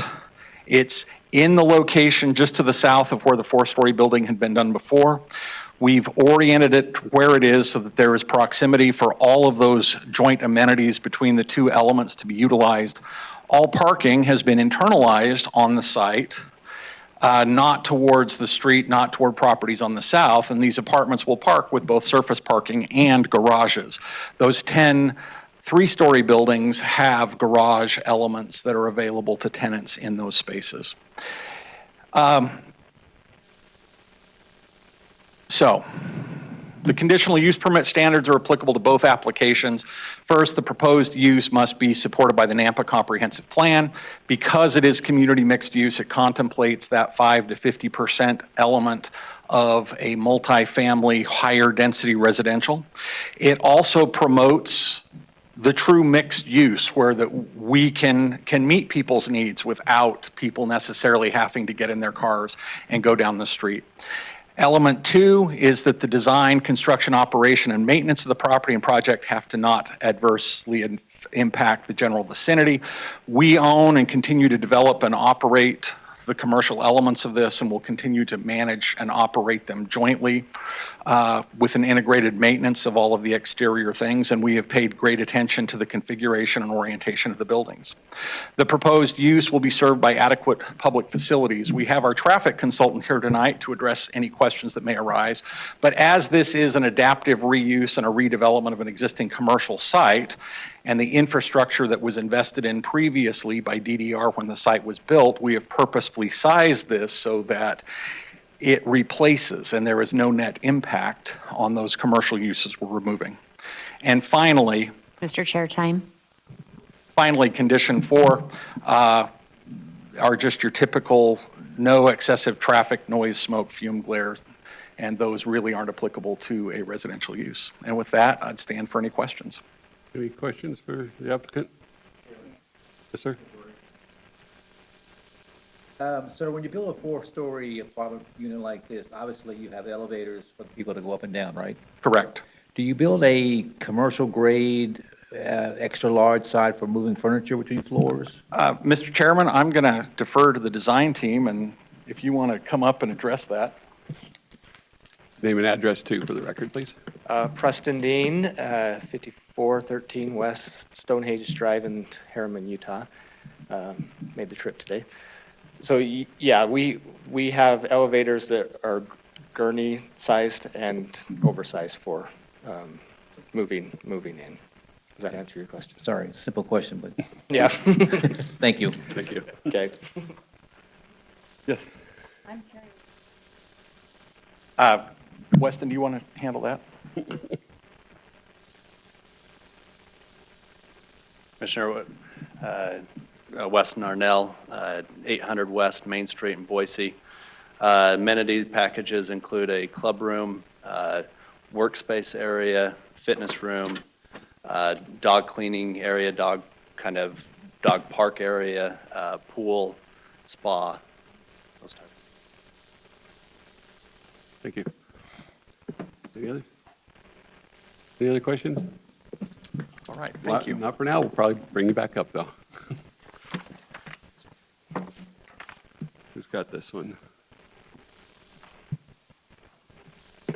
Who's? Dennis? No.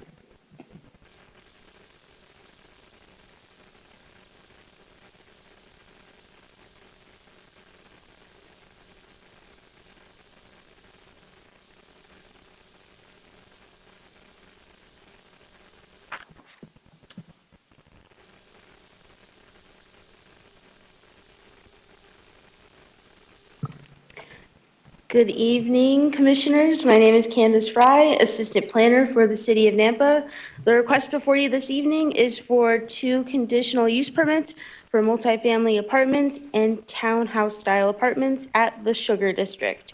The original concept is 284 units in 11 3- to 4-story buildings and 77 townhome-style apartments in 17 2-story buildings. The property details, the property is currently zoned BC Community Business. The surrounding zoning to the north is BC. To the south is Canyon County and RP Residential Professional. To the west is BC, and to the east is Canyon County. The comprehensive plan designates this area as community mixed use. Here is the proposed concept plan.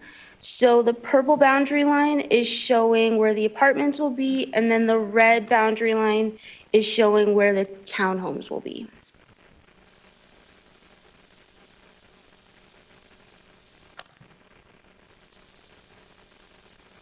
I won't go too much into the property history because the applicant already touched on that, but I will make note that highlighted section, it wasn't included in the staff report, but I did wanted to bring to your attention tonight. In November of 2022, the Nampa Planning and Zoning Commission voted to approve the conditional use permit to allow multifamily residential apartments on parcel number R3049 and then 5 zeros at the end. Here are the applicable regulations, the conditional use permit criteria. I won't go too much into that because it's already been discussed tonight, but here is that criteria. More applicable regulations in 1032 for schedule of land uses. In order to do multifamily developments in the BC zone, a conditional use permit is required. And then there is also a footnote, and that footnote is here on the screen, just enlarged, so you'd be able to see it. And then we are mainly talking about section 2, multifamily residential development in a BC zoning district that is not within 300 feet of Caldwell Boulevard, Garrity Boulevard, 12th Avenue South, 12th Avenue Road, Idaho Center Boulevard, Franklin Boulevard, Northside Boulevard, and Carter Road shall be limited to a height of 30 feet maximum, and we will go into this more later on in the presentation. The staff analysis, the proposed number of units for the apartments is 284 apartments located in 11 buildings. 10 of those buildings will be 3-story walk-up apartments. There is one building that is 4 stories and will also include the amenities for the apartments and the townhouses, and those are located on the east side of this property. The townhomes, the proposed number of units is 77. The unit mix includes 2 and 3 bedrooms, and it's mainly made up of 3 bedrooms with 65% of those units and 35% of those units being 2 bedrooms. Parking will be provided on site with surface parking areas for the larger apartment complex and include enclosed individual garages for the townhouse style apartments. All parking will be calculated and reviewed according to 1022-6.b. And then the amenities were just touched on, so I won't go into those again, but those are on the screen as well. More into the staff analysis, design review will need to be submitted for both projects. Both projects will need to follow the commercial design review standards found in 1034-10. Landscaping, the development will need to conform to the landscaping requirements outlined in Chapter 33. In addition, they will also need to follow the regulations outlined in 1016-7.a. Landscaping will be reviewed at the time of building permit. And then building height. 1032 restricts multifamily buildings in a BC zone not within 300 feet of a gateway street to 30 feet in height. The proposed development is up to 56 feet in height and is not within 300 feet of Garrity Boulevard. This requirement may be waived by the commission as stated in 1025-4A. If this requirement is not waived, future multifamily development will be restricted to 30 feet, and we measure that from grade to the ceiling of the top floor of the structure. And then that footnote again is here bolded. And then 1025-4A is also included, and then that bolded statement of provisions of the zoning ordinance unless lawfully waived or modified by the authorization of the commission. So that was something to bring to your attention. Comment, typically a conditional use permit is granted if it meets the criteria listed in 1025-4A, follows the zoning ordinance and the NAMPA comprehensive plan. Applicants have the option to request a waiver to code requirements by authorization of the commission. And again, this project is proposed to go over the 30 feet in height, and they are currently proposing a height of 42 feet at the highest point for the 3-story apartment buildings, and the highest point for the 4-story apartment building is 56 feet. For correspondence, we did not receive any public comments. The fire district said that this development is located approximately 1.3 miles from Nampa Fire Station 5 with an approximate response time of 4 minutes. And then the staff report has the full fire district comments. The Nampa Police Department also had comments, which was not in the staff report, but I wanted to bring it to your attention. Nampa PD is recommending a commitment to fund 1.08 additional officers and 0.56 additional support staff if this project is approved to maintain current police service levels.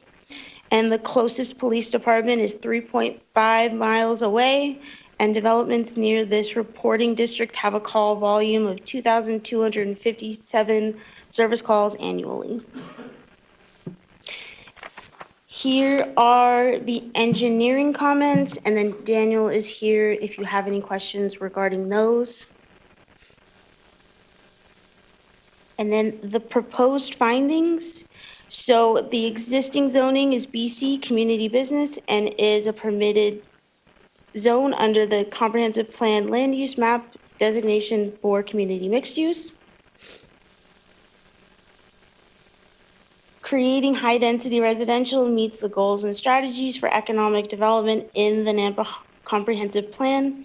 According to Section 5.6.7 in the Comprehensive Plan 2040, projects like this should be located on a major transportation corridors, arterials, collectors, and gateways with commercial elements oriented to a corridor, a frontage road, or a local access road.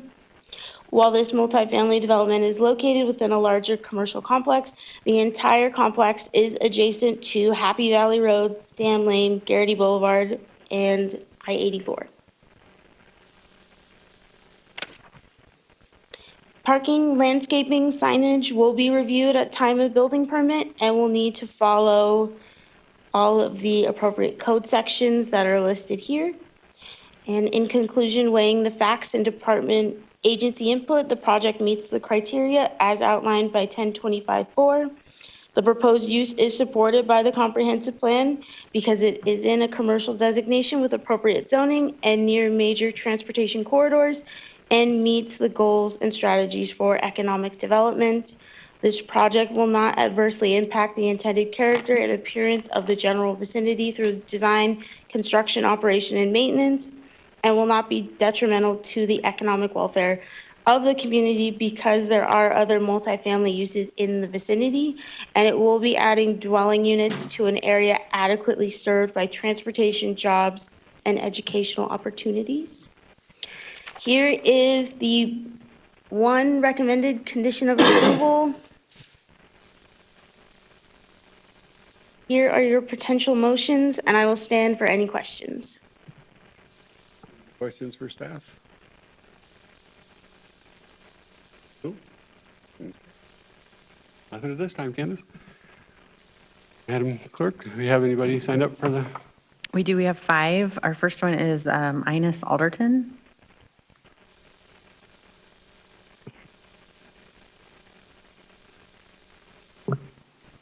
All right. Our second one is Samantha Cross. Remember to give your name and address, please. I'm Samantha Cross, 1207 North Autumn Wind Drive, Nampa, Idaho, 83688. Might need to speak up or pull that mic down. Sorry, I am There kind you of go. You can pull the mic quiet. down if it's easier. Thank you. Do you want me to repeat? Did- Okay, 1207 North Autumn Wind Drive, Nampa, Idaho. You got 3 minutes. All right, I'm just waiting for it to flash at me. All right, thank you. I am the Autumn Wind Subdivision HOA president, so I am mostly here in congruence with that as to speak for the people within my neighborhood. The Autumn Wind Subdivision is the neighbors so kindly referred to by the Gardner Group, which I appreciate our concerns being taken into account when doing the replanning of the 77 townhomes that are against our abutting wall.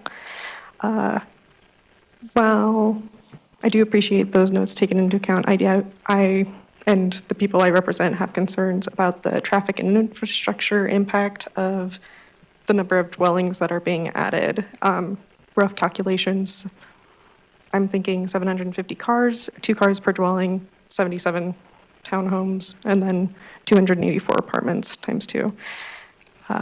There's just concern about that area being heavily impacted. Specifically, Stam Road is a 2-lane road. We currently already have issues with bus pickups getting jammed, but I understand that these will be addressed later on if this motion gets approved. I also have concerns, as well as the people I represent, for not having public access or public infrastructure for the already existing high-density dwellings that are in the area. So there's an apartment complex area, townhome, like on Stam and Happy Valley. They already have parking issues where they are parking on the road of Stam, which is something to deal with, but I'm personally more concerned about the kids playing on the sidewalk area that is allotted at that intersection.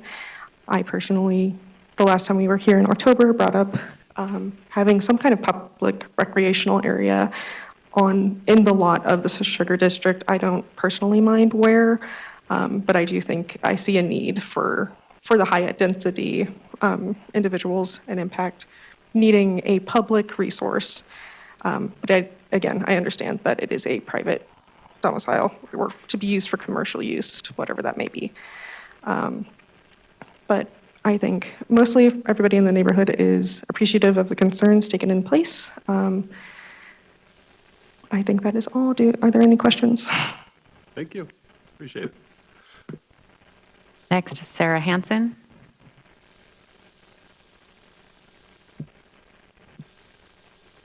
Sarah Hansen, and my address is 12860 Venezia Court, Nampa, Idaho. Yeah. Okay. I'm opposed to this. One of the reasons I'm opposed is when they built the apartments at Karcher Mall, we were promised high-end apartments, and it would bring in businesses. In fact, it made businesses leave. The only business that really came in was the semi-truck parking that is now there, and the apartments are really run down now and are kind of an eyesore, and I'm afraid of that happening here. And also, that business park, there are businesses in there that would die if that apartment goes right behind them. There's not enough parking for those businesses. They have to use the parking where the theater was. At night, there is a swimming, like a kid's swimming place, a D1 training, there's a gymnastics, plus Italianesque, plus now Flying Pickle, who did just open and invest a lot of money. They would lose almost all of their parking. Flying Pickle would have no parking because if you look at the building where Flying Pickle is, right next to it's where all those big apartments are.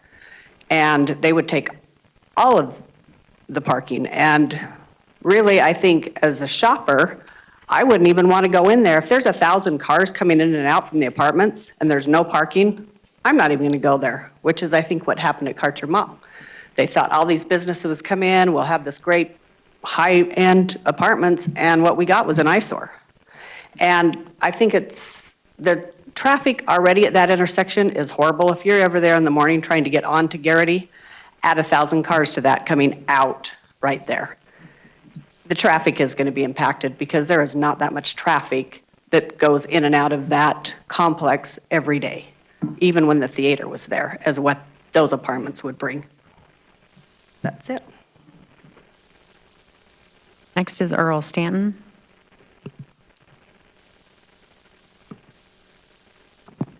Catherine Stowe. Hi, Catherine Stowe, 8121 Swiftwater Drive, Nampa, Idaho, 83686. I actually don't have much to add.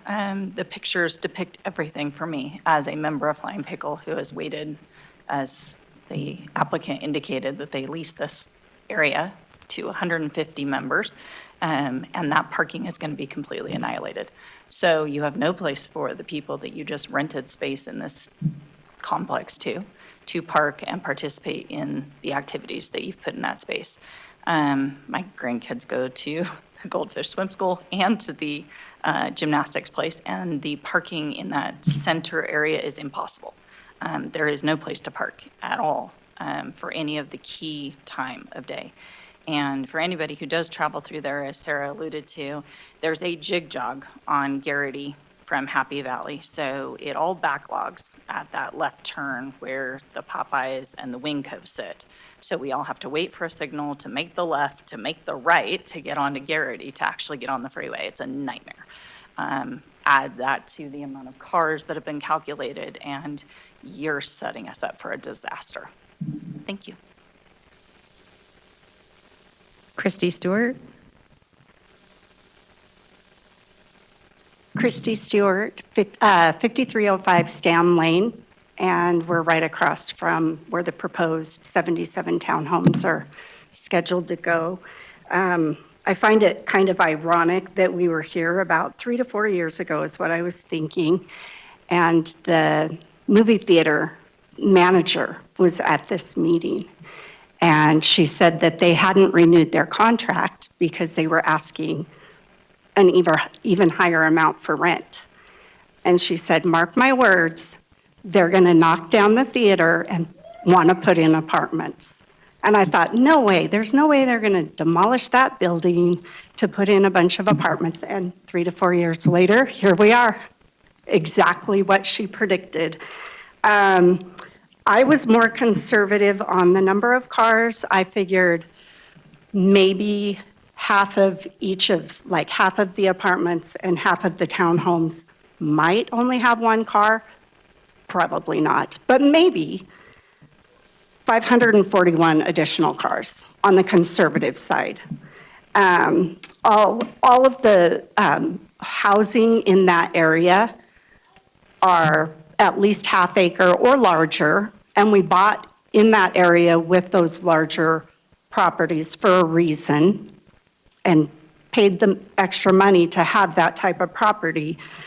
So high-density housing in this number does not make sense for that spot.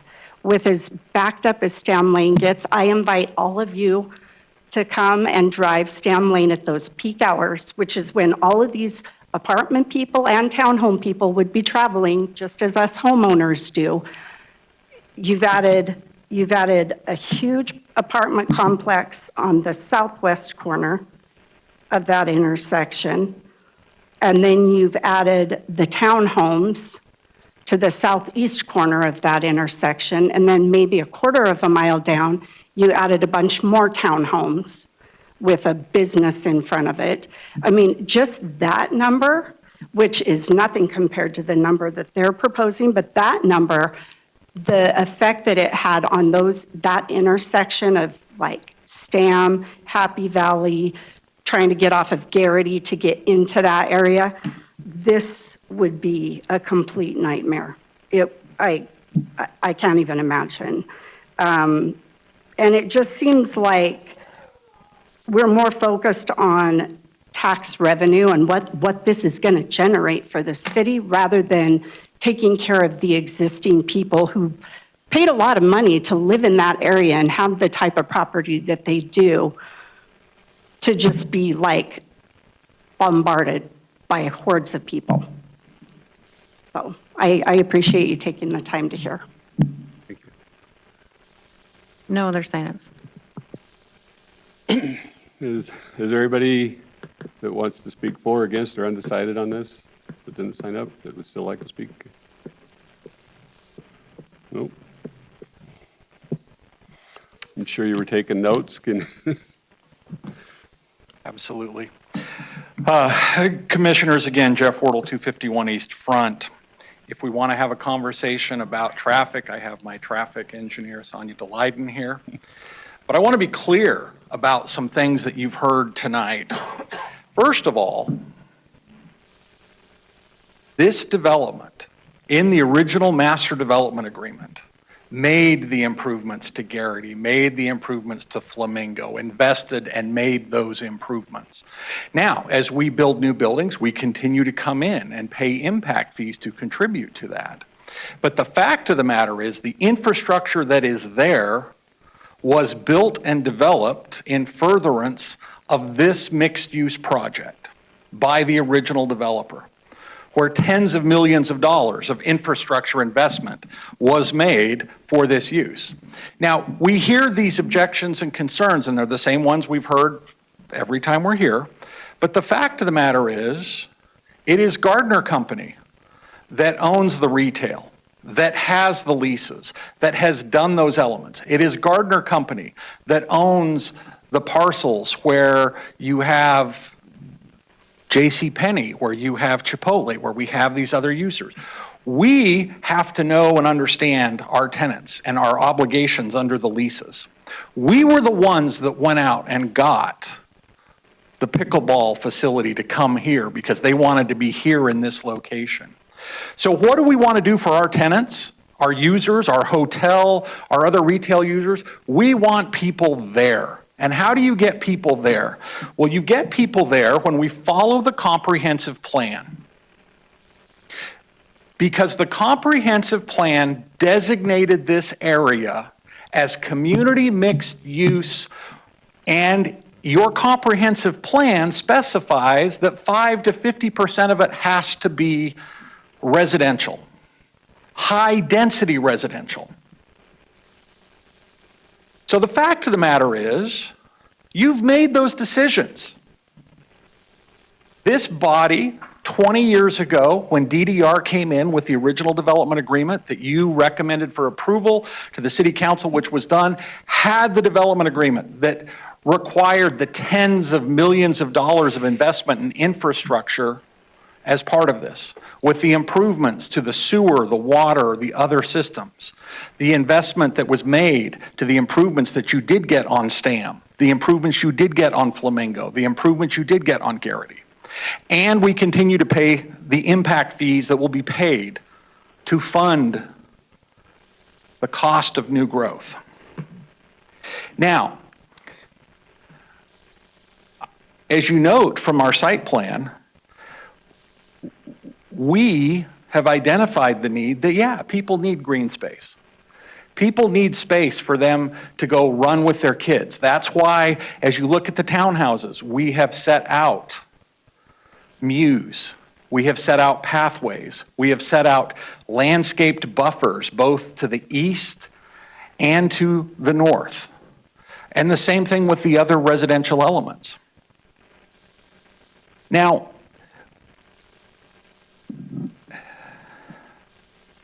the last thing I want to talk about is, what do we want in a community? Do we want surface parking lots, or do we want a vibrant community? I would posit that our comprehensive plan that's been adopted here in Nampa calls for a vibrant community. And a vibrant community is not fulfilled by large surface parking lots which get used occasionally. It's fulfilled by people who can walk from their apartment after they get home from their job over to play pickleball, or who don't have to make that extra trip out to do the things that we do on a normal basis.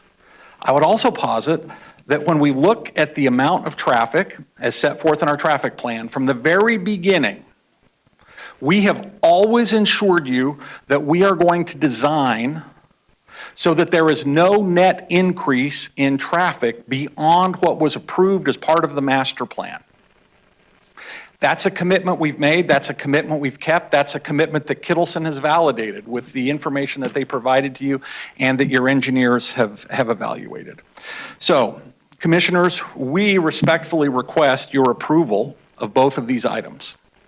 Last thing I want to talk about is just, and this is a conversation I've had with your staff repeatedly. I appreciate the fact that, yes, your code provides that you can deal with height via a waiver. That's consistent with Idaho code. You've done it before. We don't have a problem with that. When we look, though, at that footnote is something that's confusing because it talks about zones, not parcels. And while this parcel is more than 300 feet away from Garrity, the zone where this is, as a mixed-use intensive BC zone, is a gateway, contemplates that. And the other problem, too, with that measure, with the height issues, is we could build taller commercial buildings. So there's some confusion there, but you've approved it before. We're in line with the heights that we've talked about before. And we appreciate as well staff's clarification as to how that is measured, because these may look considerably taller than what is contemplated, but that's because you have roof elements and you have screening elements for those items up top so that you have some definition and design. We think it's an appropriate use. We think it's consistent with what your vision is under the comprehensive plan, and we request your approval of both of these conditional use permits. Any other questions? Questions? Thank you. Hold on just a sec. Oh, you almost made it. So I've got one for you, because I know they, some of them mentioned you've got some new tenants in there, which I appreciate, because some of those buildings have been sitting vacant forever. But as Gardner owns the property and takes care of the leases with those tenants, I'm sure they took into account the amount of parking these new apartments are going to bring and not drive business away, because then people are just going to move out and now you're back to empty buildings. So I'm sure Gardner's taken that into account. And Mr. Chairman, absolutely.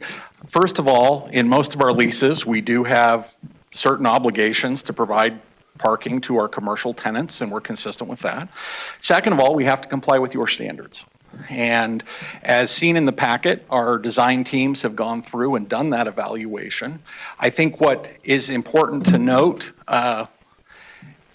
is from a parking standpoint, both the townhouses and the apartments, not all of the apartments, but 10 of those buildings have garages, which we're not talking carports, we're not talking drives, we're not talking open fields. There is open parking, but we have garages in these units. And where we have garages, especially in the townhouses, you also have drives and you have the other areas. So great attention has been paid, because the last thing that we want to do is, especially where this has to be a for-rent product, is to damage either our residential users or damage our commercial users. Okay, so first, the House of Design, is that parcel owned by Gardner, or is that a separate parcel? Mr. Chairman, Commissioner Kirkman, there are multiple different parcels there, but that is a Gardner entity that owns the House of Design parcel. Okay. And I get asked this question a lot. Sorry, I'm pulling my mic up so you can hear me. I get asked this question a lot, so I'm glad Gardner is here, because I'm going to ask this. The theater, did that just become not viable anymore as a theater? Because that's a question I get constantly. So, Mr. Chairman, Commissioner Kirkman, I'm going to give you some background. That movie theater was built by DDR, who then entered into a management agreement with the theater operator to try to draw tenants to the property, try to draw interest, try to draw the public. So from the very beginning, it was a very, very unique arrangement that had been done, because DDR built a movie theater and went and got an operator. Now, the problem with that operations agreement that we discovered is that when the operator, and notwithstanding testimony that you've heard about what people have heard, that is not accurate. But what happened was they got to the end of their management contract. We were in COVID.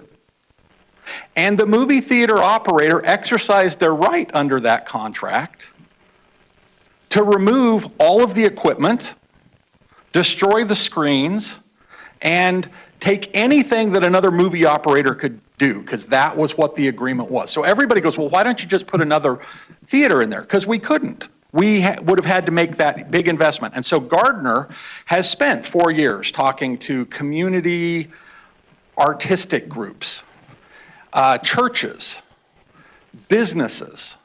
And the problem is that your traditional 18-screen big box theater is obsolete. That's the reason I give when I get that question, because everyone's got Netflix and everything at home. Everybody's got Netflix and an 80-inch TV. So thank you. And we have it on the record, so I'll just direct them to the record if they ask that question again. So, and again, why are you requesting a variance to the height on one building, correct? Mr. Chairman, Commissioner Kirkman, the apartments are 40 feet to the top of the three-story buildings and 56 feet to the top of the four-story buildings. And that 56 four-story building is consistent with the type of design and height that was approved in 2022. Let me rephrase my question. So I understand why you're requesting a variance, because it's required because of the height restrictions, but why not have those buildings at three-story to meet rather than four-story? Well, we'll have the design people come up. Because part of it too, and they're going to answer this, but part of it too is that everybody complains about flat little boxes.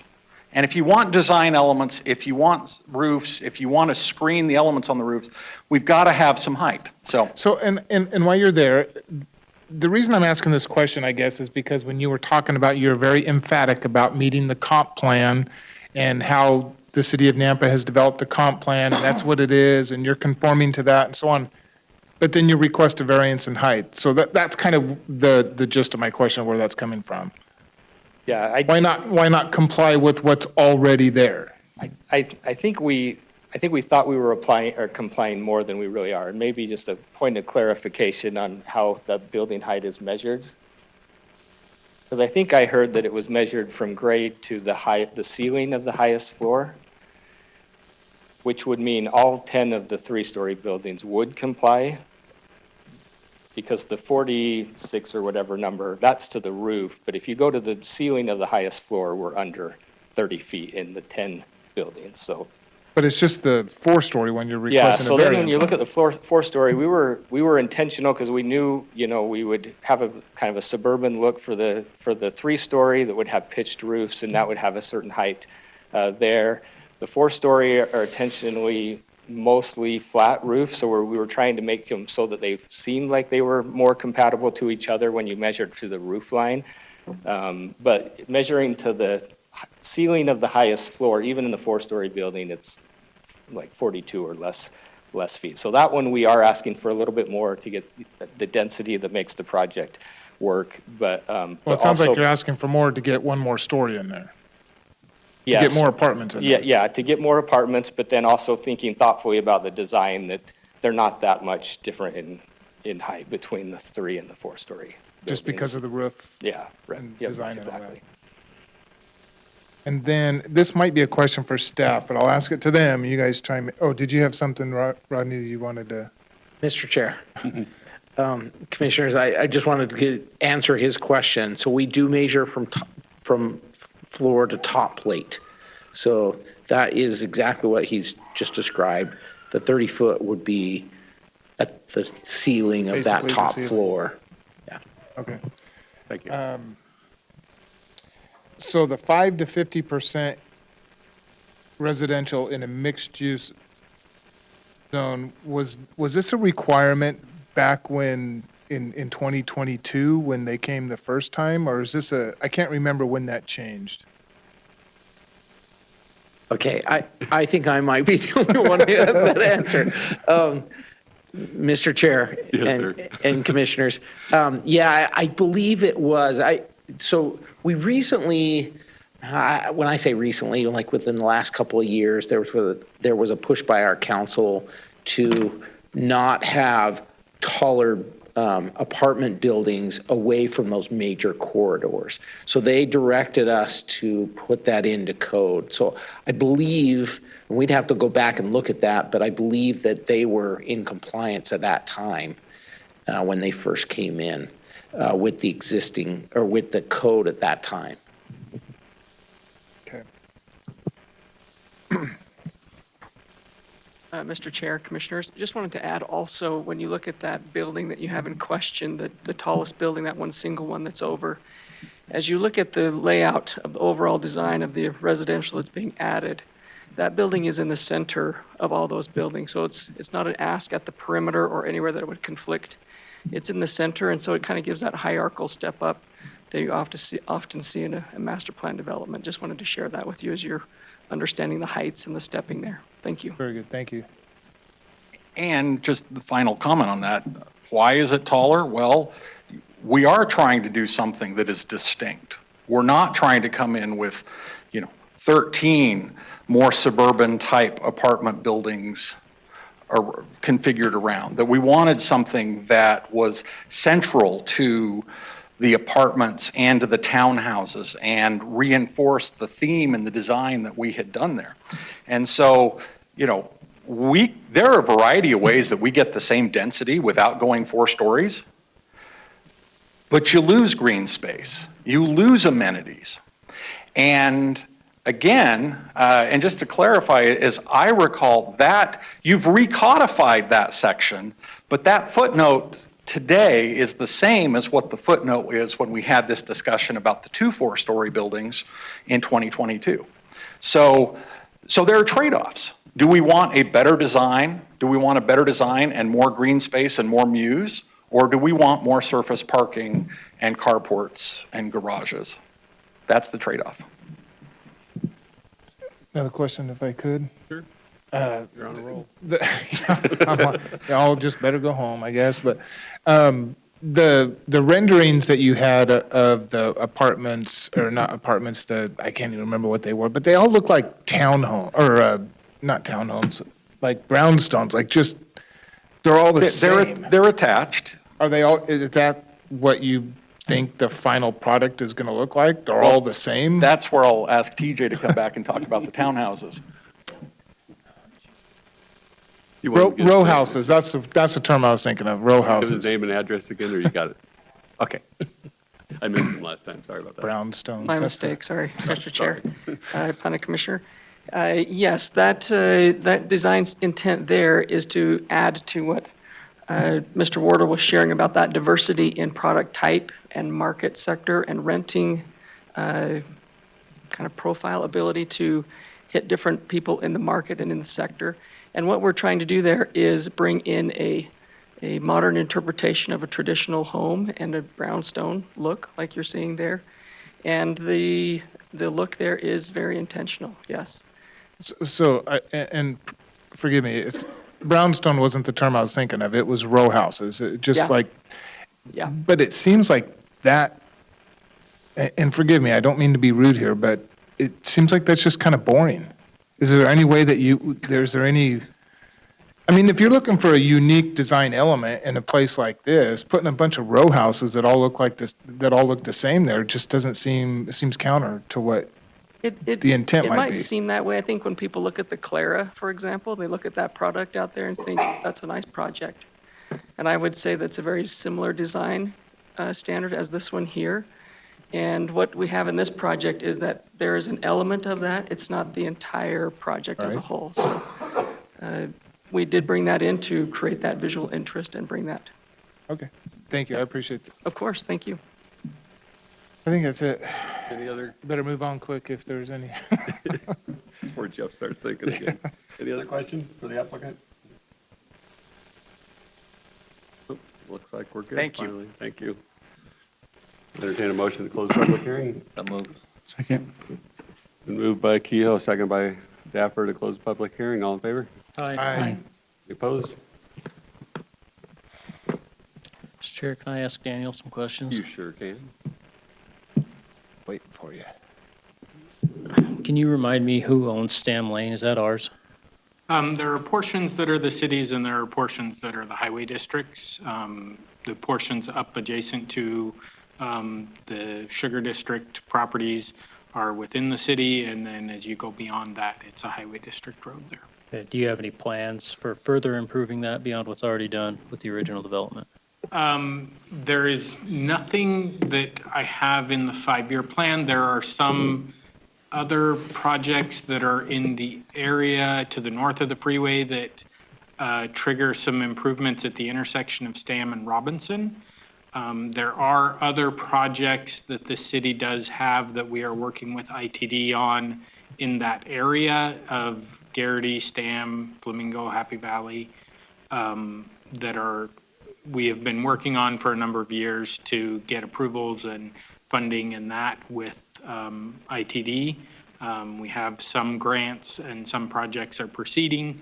but I don't have a specific map of what exactly. There's a number of things going on there that help address some weaving movements and that cause some accident concerns and that type of stuff. There are safety things and that are going on out there currently. Okay. As I look at this map, I feel like if I lived in most of these apartments, I wouldn't get on Stam Lane. I'd either go, Up I forget that, I don't know what, yeah, It's Commerce, Yep. and then around and turn right onto whatever it is between Happy Valley and Garrity. I don't know what the name of that. Flamingo. Is I that would Flamingo agree there that that's too? the likely movement. Now, people No. go where people go. Yeah. But I would agree that that is, But my follow-up is an even shorter route, is to go straight through what used to be Macy's and the retail, which is all parking lot. correct. So you don't design parking lots, right? Or throughways, or like, how do I compare how safe it is for people to be moving through that parking lot? Does that make sense what I'm asking? I mean, so we look at those parking lots and the designs of them as they were approved. And they're designed per, standards that have the appropriate drive aisles and all those types of things. And so, they're not public streets. We don't do, they're not treated the same, but they are certainly drive aisles that are, it would not be inappropriate for them to be used for ingress egress to the site. Okay, so if they worked for the amount of parking that was there before, you're confident they should work for the amount of parking that's there now? Yes. Okay, thank you. Mr. Chairman? Yes, sir. In relation to the parking, if I was the owner of one of those businesses, retail businesses like Winco or one of the other ones, or just even the manager, this would be like having heaven dropped in your lap. All these people are going to be living in these buildings, they can walk to your business. They could ride their bikes to your business. So don't be feeling bad about the people that own these businesses like they'll be losing out. They're going to be making plenty. Was there a question there? It was just a statement that, Did he fall out of his? No, I think Certainly, that is something that, as we look at residential adjacent to commercial, there is capturing of trips that happens in there that is beneficial to the roadway networks around that you have less, the length of trips, if they have to drive, are much shorter to get to those services versus having to drive a couple miles and that. So yes, there is certainly benefits to services adjacent to residential and residential at density.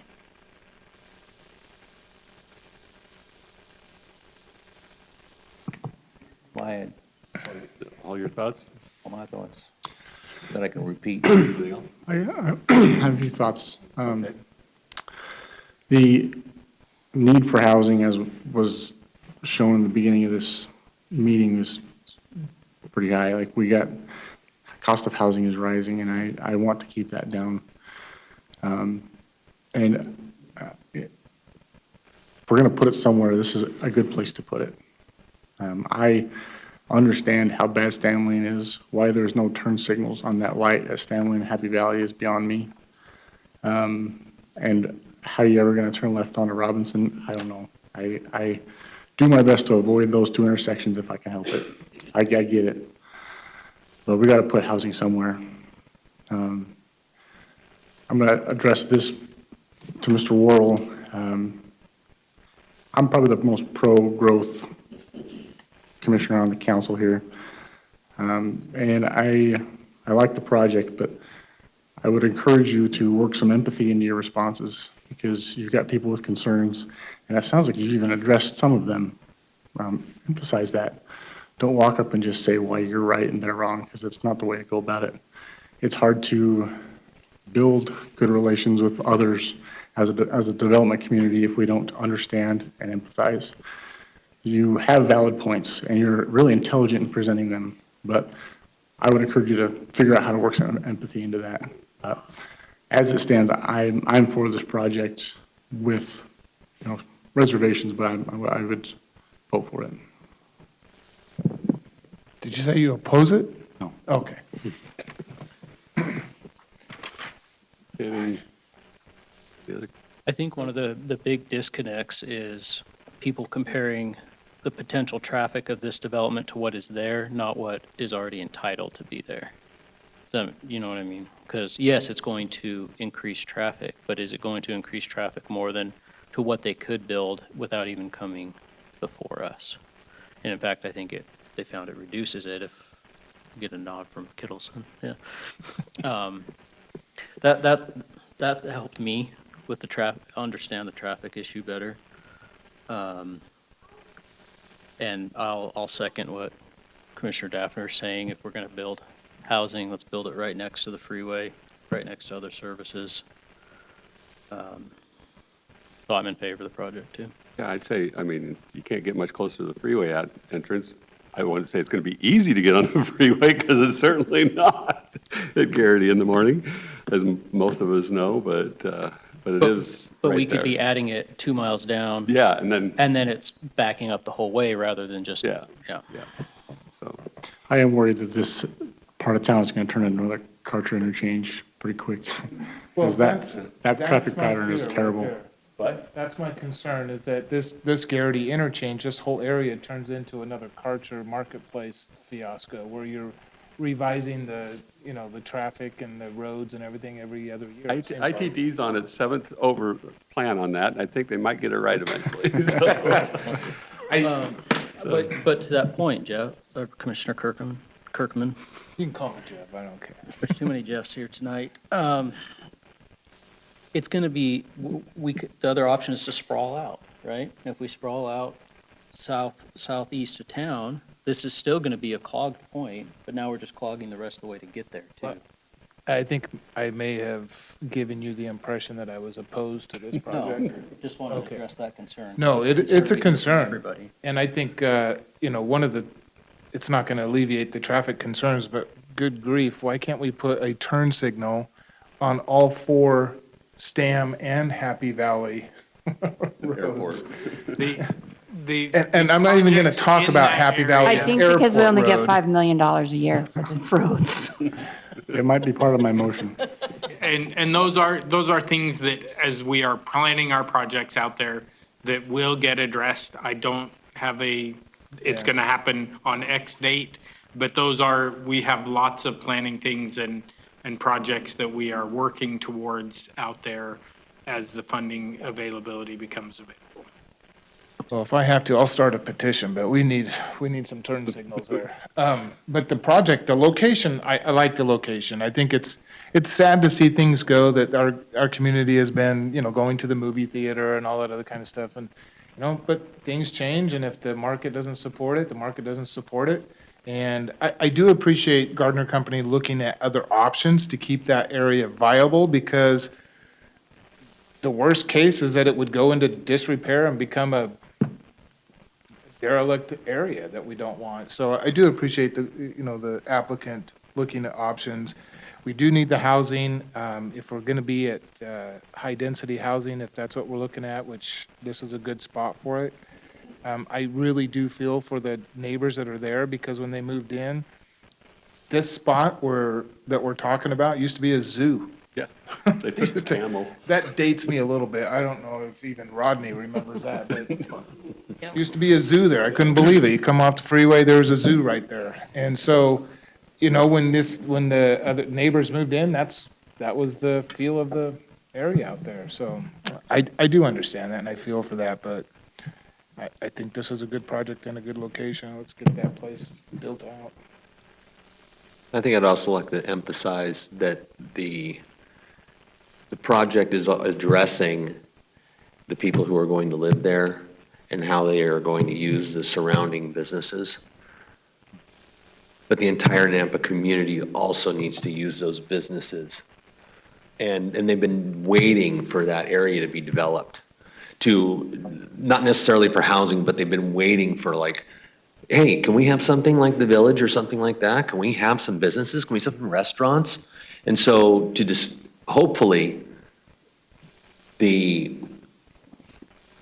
residential element, the the full residential element doesn't discourage businesses.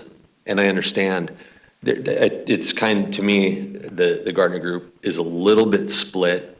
Yes, they're concerned about their tenants, but they're also concerned about this. And there could be possibly some conflicting avenues with these two things, with parking, with people coming to those businesses. I'd like to know what the vacancy rate is right now on any of the retail space. Is it 50%? Is it, I don't know, but if it's 50%, then that means you got, if it's 50%, I'm just saying, then you've got 50% of business, if it fills up, that's going to need parking. So just a concern of mine. I think those are good points. I think I would say this place has had more activity than it has in almost 20 years. Yeah. True. In that spot. Except when the zoo was there. Yeah. I don't think that was a legal zoo. I don't, from what I remember. You don't remember the zoo? I remember you could play with tigers. I don't think you could do that at most zoos. I think, I like that point, and I think that's why it's good that Gardner owns both, because they have incentive not have that conflict, to keep both happy. So maybe they could sell off part of it another time, but the other point was they were going to tear down some retail because they couldn't fill it. They didn't because they could fill it. I think, yeah, that's what I would add to your comment. Mr. Chair, just add to something Commissioner Morgan was saying about the parking lot and the cars moving through that. I was thinking about how dangerous that could be, because you know that they're going to take the shortest route possible from point A to point B. Point A being the apartment, point B being Flamingo. Yeah, and it's going to go right past the House of Design, right up to, and so I don't know if there's a way, because Speed bumps. yes, there's got to be some traffic mitigation in that parking lot, otherwise it's going to be people blowing through there. And that is a safety concern. And it's not regulated by the city because it's private property, so we don't. And issue citations. Yeah, so that is a concern, and parking lots are built to encourage traffic to move slow. That's why they have the, going in and out and all that kind of stuff. But, so I don't know if that's something that maybe we consider in this conditional use permit as a condition, is to maybe look at the flow of traffic through the whole area there as far as parking is concerned. I don't know if that's. What would that condition? I don't know. I would go back to what you just mentioned, that Gardner owns all of it. They're going to own the residential and they're going to own the commercial. Well, if the commercial people start complaining that the traffic is causing issues, I think they'll come in and take care of it. But I'm not sure we want to start trying to design it. Well, no, it's not necessarily that particular issue with the commercial. It's just people going from point A to point B. Point A, the apartment, to get out to the freeway, they're going to take the shortest route possible. I say, so I think with Gardner also being the property owner for the businesses, if the businesses start to complain to Gardner, they'll do something. I don't know if we're the ones, not being engineers, that we should start trying to figure out how to. No, I never want to put my place in the place of an engineer. No. So, because there's too many numbers involved, but yeah, it was just something I was thinking about as far as that traffic moving through that parking area. Yeah, I get it, but I just. You can see it now. People going to JCPenney. You can go two different ways to get to JCPenney, and it's like a racetrack. Anyways, yeah, just a thought though. Anything else? Any other thoughts, concerns? Well, if there's nothing else, I don't know. Yeah, make a motion, go ahead. I might as well. It's up to you. I move to approve the project as stated on the screen with recommended conditions and adopt the potential findings. Second. Is that Kehoe? Yeah. Motion by Kirkman, second by Kehoe to approve it. All in favor? Aye. Any opposed? Motion carries. Thank you, everyone. Here's your paper, Joe. all of. Oh, yeah, Jeff, sorry. Thank you for reminding me. I know you've heard this before, but got to read it. Same bus. This CUP will become effective 15 calendar days from the date the written decision and reason statement is provided to the applicant. Unless an appeal has been filed with the Planning and Zoning Department with the appropriate fee, no action should be taken on this CUP until the appeal period has concluded. The applicant must confirm with Planning and Zoning staff that there have been no appeals. Thank you, sir. If somebody sees our co-chair sleeping out there someplace, you can send it back in. Is it coming? I think, okay. I'll let him handle the last one then. Oh, he doesn't have my notes.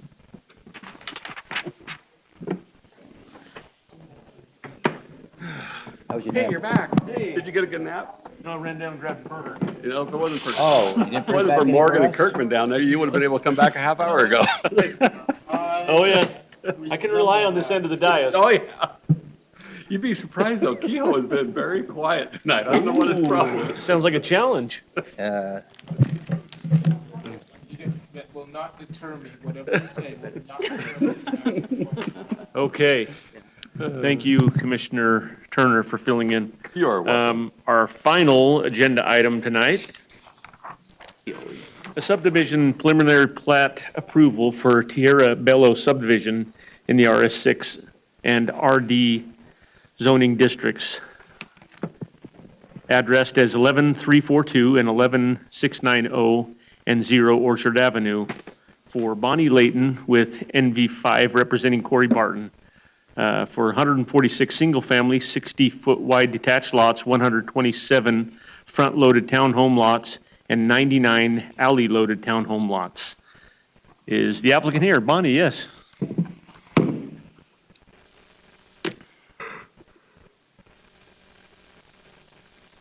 Good evening, Vice Chairman and members of the commission. My name is Bonnie Layton, 5561 East Hoot Owl Drive in Boise, Idaho. I'm no longer with NV5, but I'm still representing this application. Tonight I'm here to request your approval of Tierra Bello subdivision. It's a preliminary plat application. It's following up from the master plan community application that we had approved, about a year ago, I would say. And so with that, I'll just jump right into this. Just quickly, the vicinity map. So we are north of Orchard Avenue and south of Flamingo, east of Midway, and west of Middleton Road. I have sort of grayed out the area that makes up the rest of the master plan community that was Adara master plan community that we had brought forward and received approval on with the city.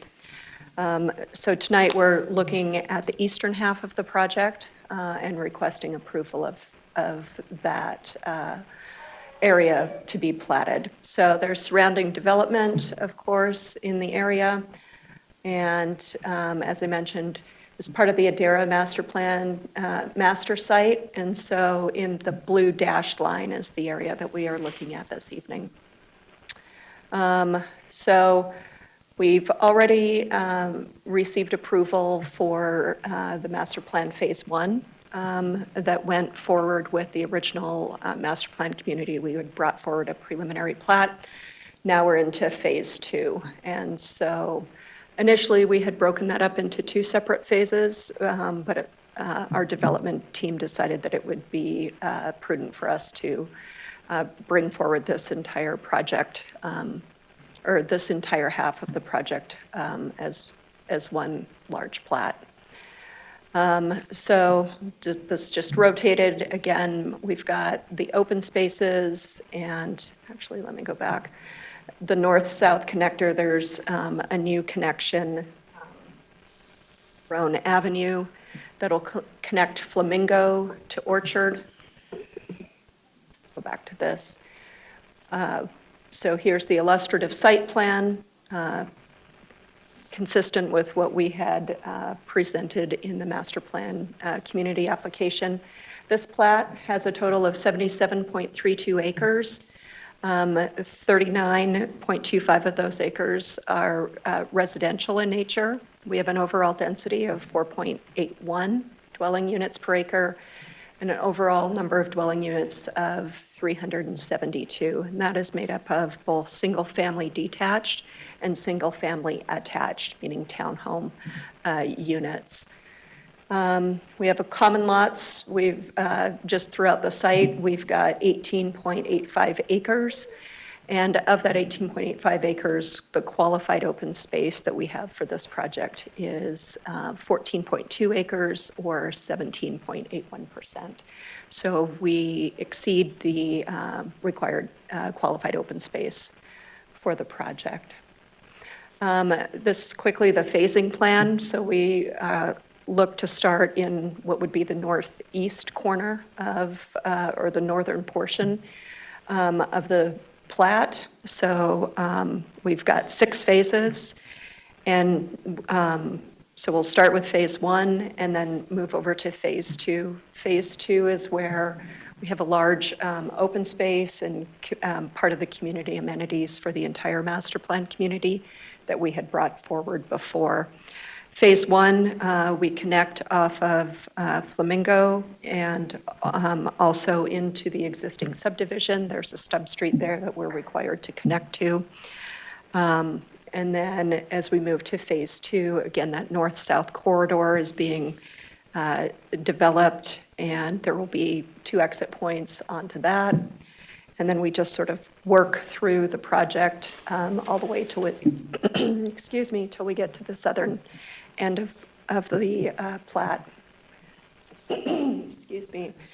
This is just a diagram of where the different product types will occur throughout the project. So what we did, as you can see along our eastern boundary, which would be kind of the top of this map if you're looking at the screen, we're matching the lot sizes there in that, yep, right where Rodney's got the little hand tool.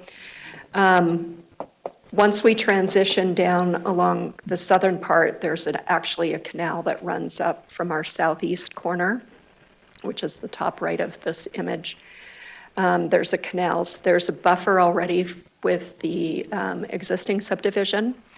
And then we've got a canal that runs, thank you, Rodney, that runs through there. So quite a bit of buffer. Obviously, we've got connections that are required to be made that we're adhering to. And then transitioning some density more into the center of the site. Again, trying to put some of those smaller lots adjacent to the larger open spaces and amenities. And just as a reminder from the Adara subdivision, we showed some images before, the Adara master plan community. We showed some images of what these large open spaces and community amenities would look like. We had a swimming pool, which you can see in the bottom left corner there, a swimming pool kind of clubhouse area with some parking. Across the street in the other phases where we have some sport courts. But again, for use for the entire community. So really our plat, and again, these were some of the images that we showed in the master plan community. That plan has not changed. Residential streetscapes, again, this is what we had presented in the MPC application. We've got some front-loaded townhomes here, just illustrations of what the character of the architecture will be in the area. It'll be consistent with what you see in the surrounding communities. So we've got some standard lot homes and then just a little bit about CBH, who will be developing the community. So again, we're consistent with what we had shown in the master plan community. We're consistent with the comprehensive plan, the zoning. We've reviewed the staff report and the conditions of approval, and we're also in agreement with those conditions. And with that, I'm happy to stand for any questions. Any questions for? Yeah, I have a question on the amenities. When you have like a swimming pool and you have a clubhouse, is there staff on duty, or did it just? Vice Chair Garner, Commissioner Keough, I don't believe those are staffed. Most of the communities that we provide those amenities, there's probably like the HOA management team would have some oversight to make sure it's maintained and clean and stuff, but there typically isn't a person on staff. So if somebody wanted to find a new ping pong ball or something, you have to bring your own? Potentially, or there would be reserves. I don't know the details of exactly how they What's the point of operate. having an amenity if they can't use it? Right. So typically like in the sports courts, people bring their own rackets and balls.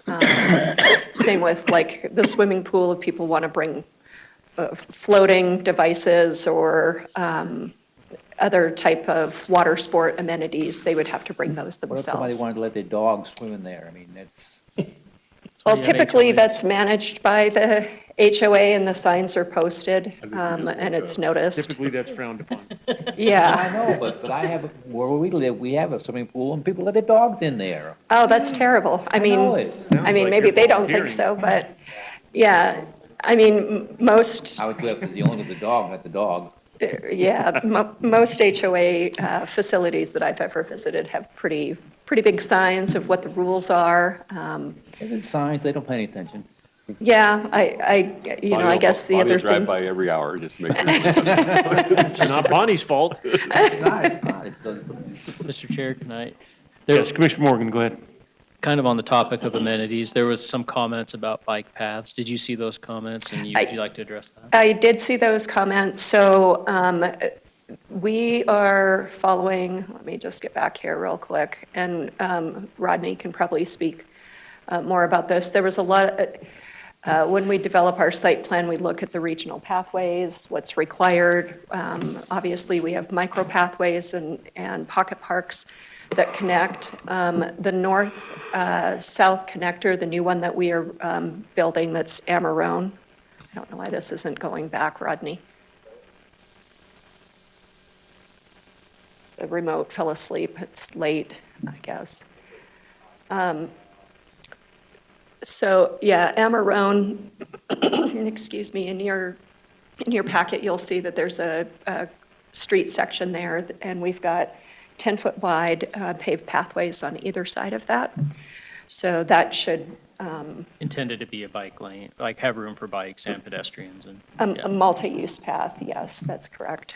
So, Thank you. yeah. and Bonnie, before I was so rudely interrupted, I was trying to save you, Steve, not interrupt you. I want to congratulate you because this is, you're continuing your applications with open space and lots of open space, and I appreciate that. It makes up a little smaller lot sometimes when you have a lot of open space. People can decide whether they want the smaller lot and something to play in or have activities in or not. So I appreciate that. Thank you. Plenty of room to set up a sprinkler for the dogs. Yeah, actually, it's a good idea, yeah. I get a dog park. Rodney, did you have something? I can handle it in my staff Okay. report. Any additional questions for the applicant?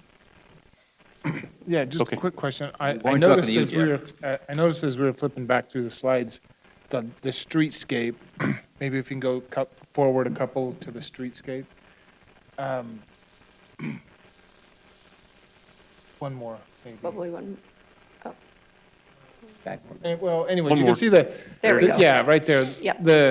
The buffer there between the street and where the sidewalk is that a design element, or is that something that's required by the city to put in now, or is that, The swell?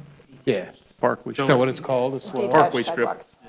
Pardon me, yeah. So detached sidewalks, the city allows for either attached or detached Right. walks, and that is typically an aesthetic, what they want within the development, and either is allowed. Okay, just curious, because I have some grief. Takes away 6 feet of my driveway. Okay, Okay? thanks, All Bonnie. right, thank you. Rodney? Thank you, Mr. Chair. Rodney Ashby, Planning and Zoning Director. A lot has been covered, so I'm going to go kind of quickly. Mixed use on the comp plan, zoning has already been established. You've got the RS6 and the RD zone. There's a little closer view of that zoning, an aerial view. The history on the project, October 7th, 2024, the Nampa City Council approved the annexation master plan community in the first preliminary plat request, which has already been identified to the west. And then June of 2025, we had to pass a corrected ordinance for annexation and zoning and the development agreement that includes conditions, including restrictions on specific land uses for the BC zone that was in that master plan community, that larger master plan community. So this, I just wanted to point out this in bold and at the bottom there, a decision to approve or deny a subdivision is a quasi-judicial decision that is eligible for judicial review. Approval or denial decisions are strictly based on compliance with codes and standards. A lot less discretion on these type of projects. It's already been annexed, it's already been zoned, they're entitled, they already have a master plan community. So we're trying to look at this and say, is it consistent with city code and is it consistent with the master plan community that has already been adopted? So those are kind of your two guiding principles for this project. Engineering provided some correspondence regarding compliance with the master plan community, the plat, the traffic, access, utilities, and irrigation. They also requested the standard conditions. Those are all in your packet. I didn't feel like they were critical that we bring those to the forefront, but they are, I've incorporated them into the conditions of approval. Nampa Fire District also identified how far away they are, 1.1 miles from the Nampa Fire Station 4 with a response time of 3 minutes. And then they identified codes that they'll have to follow. Nampa GIS identified a whole bunch of different names that need to be changed for the plat. That's just, we have a list of names of street names that you, depending on where it is and depending on if it's already being used in the county, they track that to make sure that we're not doing repeats all over the place. So they've recommended that. Valley View School District, they gave their comment about the schools being crowded in the area. Just as a reminder, the master plan community has been approved. The annexation has already been approved. We've already heard those comments on those annexations and the master plan community. I would just caution not to use that as a reason to approve or deny this because it's quasi-judicial, right? This is not discretionary. Nampa Police Department gave their distances, 1.12 additional officers and 0.58 additional support staff is what they're requesting. Nampa Building Department did not oppose the proposal with the recommended condition that any existing structures be removed and obtain a demo permit and call in inspections prior to removal. Nampa City Long Range Planning identified that this is consistent with the comp plan and with the proposed subdivision meets the density threshold limitations and identified that it is consistent with the master plan community. We had two public comments. The first one was from Stephen Miller, and that's on your screen. It was in your packet. I'm not going to read it, but the pedestrian path, I believe what they're requesting here is along the canal that they would put a pathway, because it says along the east edge, and hopefully they're here and can clarify that to make sure. We struggle with this one because we have a master plan for bike and ped improvement, and this is not identified on it because it is a canal and our irrigation district doesn't want any pathway along a canal. So we probably couldn't get an approval for that situation if it's the canal that he's talking about. then I better not try to pronounce that, Schmidt. Uta. Uta. Yeah. Ute? I know her, yeah, it's Oh, Uta. okay. Oh, great, thank you. They were opposed due to the density and the impact to the traffic on Flamingo Road and Orchard, making it difficult to merge onto the roadway. And she also asked the following question: is it possible to decrease the amount of homes, even forego the townhouses?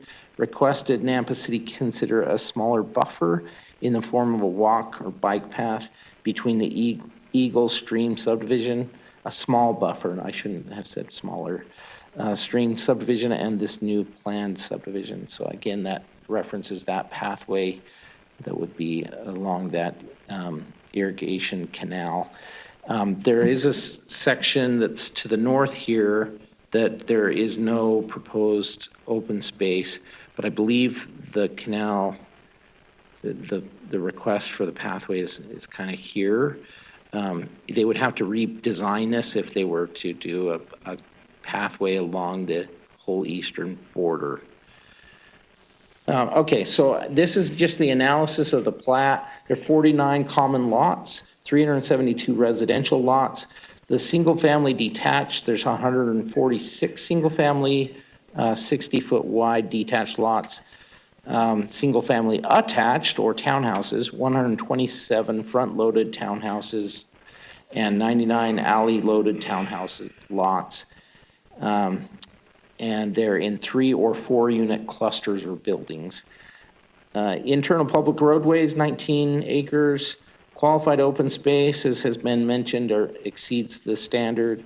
Total residential gross density is 4.81, which is within the density range. The uses are permitted. Here's a little closer view of the preliminary plat if we need to go back to it, and the southern end of that plat. So lot sizes, I've already talked with the applicant about this and just wanted to identify that there's the smallest lot is actually less than what is permitted by code. And so they're going to need to make some adjustments to their lot sizes to comply with city code for both the 3-unit and the 4-unit townhouse. And this is all for the RD zone. And other than that, the densities are meeting standards. The lot width and depth are meeting standards. It's just the smallest, the minimum lot size that needs to be adjusted.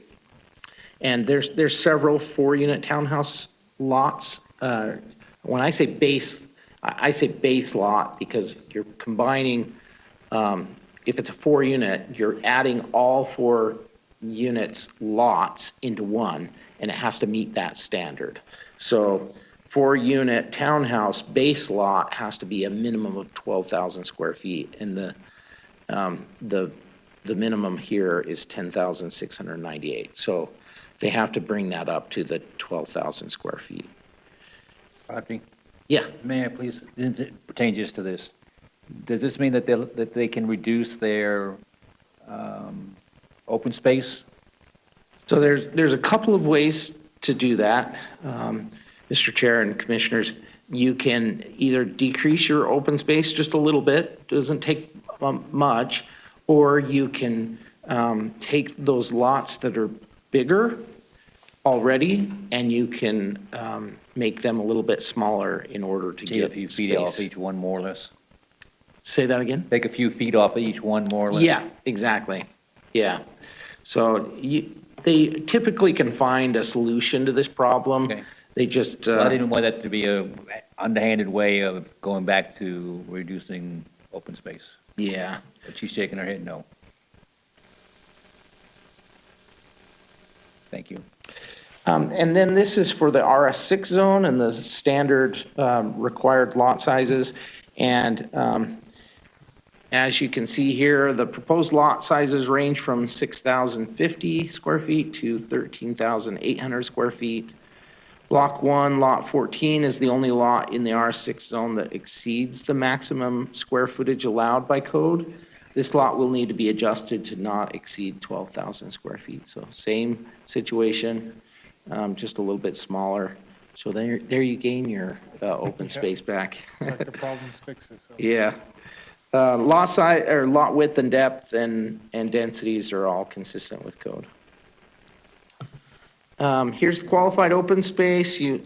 We've already talked through this quite a bit, but on the plat itself, they're showing these amenities. Whatever that is, it's just a sports court. It may be a half-court basketball, or I think they showed some pickleball potentially.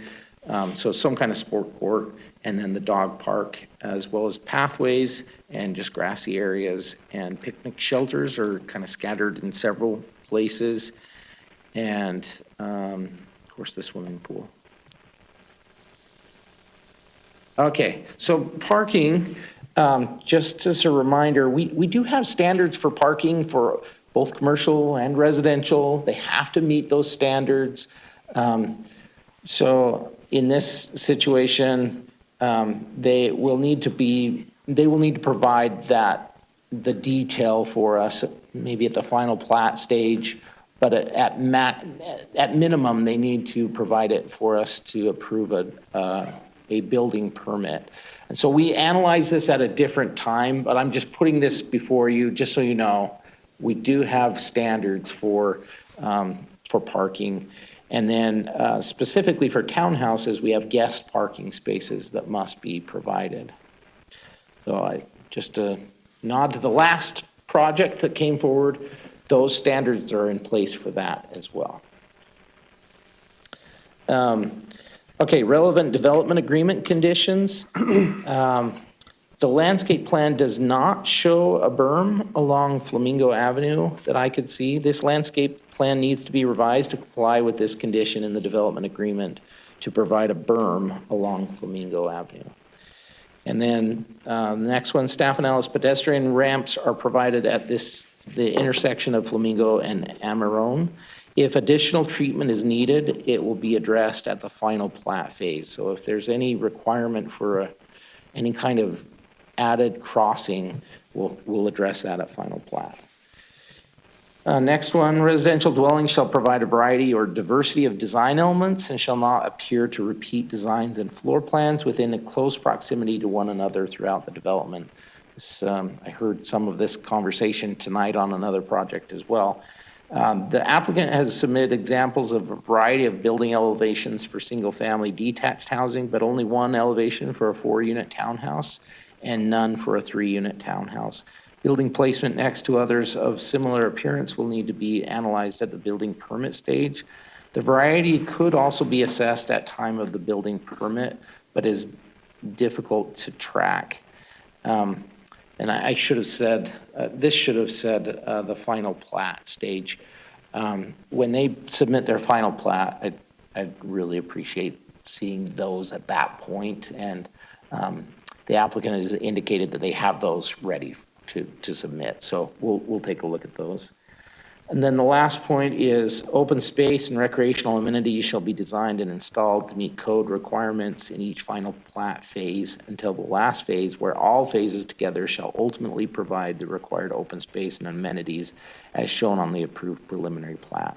This is how we guarantee that all the open space will be given. And I've already identified where they are meeting that standard. So here are the proposed conditions. And I've got several pages here, so 3 pages. I'm not going to go through these, but essentially they're engineering standards, they're complying with the lot sizes and submitting a new preliminary plat for that. And then we're going to get a landscape plan that shows the berm. And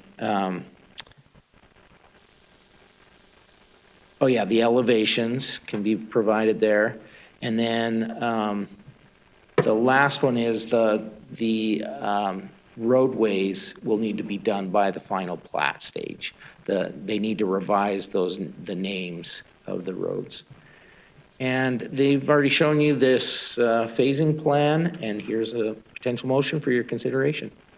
I stand for questions. Okay, thanks, Rodney. Questions? Mr. Chair? Yeah, For- Commissioner Morgan. For my information, just on the process here, so we have a preliminary plat and then a final plat. It seems like there's an extra step here where they have to come back and, why do they have to do like a new preliminary plat within 60 days rather than just fix it before the final plat? Was that one of the conditions? I call in the first two conditions, there was something about that. and- Oh. Oh, Yeah. landscape plan. So, Yeah. yeah, revised preliminary plat shall be submitted to the Planning and Zoning Department within 60 days of the decision letter date. That just means they're showing us that they're going to comply with the standards of lot sizes. That allows me to look at that and say, okay, are they reducing their open space significantly, like was one of the concerns? But it's giving them a timeline too on that. Yeah. So why are we worried about them doing it? But like, what's the typical timeline between a preliminary plat and a final plat? I don't know. 59 days. Is It just that depends. months, years, weeks? It depends. problem- We have a requirement in code, you have 18 months, the first preliminary plat, to file a final plat, but then we request, a lot of them request extensions. So, and you can do, I think, 3 or 2 extensions. So it could be a couple years before we see the final plat come And forward. again, I'm just revealing my naivete on the development part, but I guess I always assumed it was, we do the initial approval, then they bring a preliminary plat to make sure it's following the guidelines. We give them these kinds of comments, and then they come back and fix it all in the final plat. It seems like there's more than that. Yes, that is an option. You can use the final plat to confirm all those details. It's just nice to have those details worked out up front. So, and this is just a staff level, it's not coming back to you, it's just saying, okay, you submitted it, you made those changes that the commission recommended, and it's consistent with our code. If we don't do that, I guess my concern is it doesn't comply with code. It slips through the cracks because it's been 18 months. Yeah. Since we talked about it. Okay, thank you. Any other questions? Okay, we'll go ahead and open up a public hearing. Madam Clerk, do we have a sign-up sheet? We do. We have Ines Alderton. Okay. Ines, if you want to, is she here? Anybody?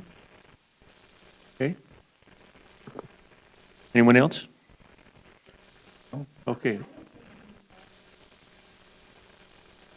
Okay, so what we'll do is, if you want to speak, then we'll have you come up one at a time, if you feel like speaking, and just making sure that you give us your name and your address for the record, and you have 3 minutes to talk about it. So whoever wants to come first, come on up and. Oh, okay, come on up. My name is Reinhard Said, and my address is 15219 North Fishing Creek, Napa. I just want to compliment a lot of concerns that we have in our neighborhood, that people that we kind of, word of mouth are talking what's going on with the development there. So most of the concerns that I hear tonight was being addressed. We just wanted for the process of development to consider our concerns and some of our views that we enjoy in our neighborhood. And I want to say that obviously most of them I've heard tonight, they are taking those concerns into consideration. So I do appreciate them doing that. And one of them was the traffic, because that's right there on Carter. When you get out there in the morning, 6 o'clock, it's bad. So we wanted those to be addressed, and it seemed like that's one of the concern that they are addressing.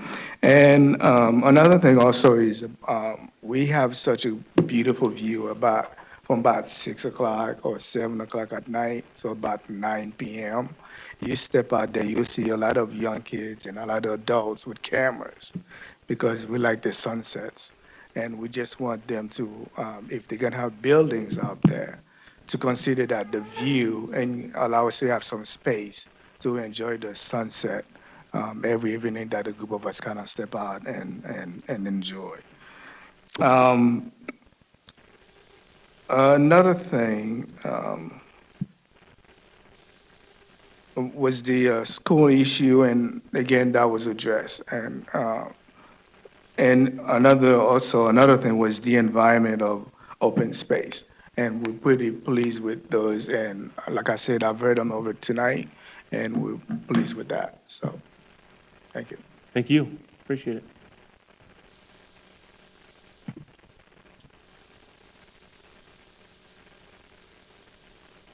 Wayne Smith, 15411 North Chico Way. And my house backs up to what's getting ready to be built, and that's not my biggest concern, it's traffic.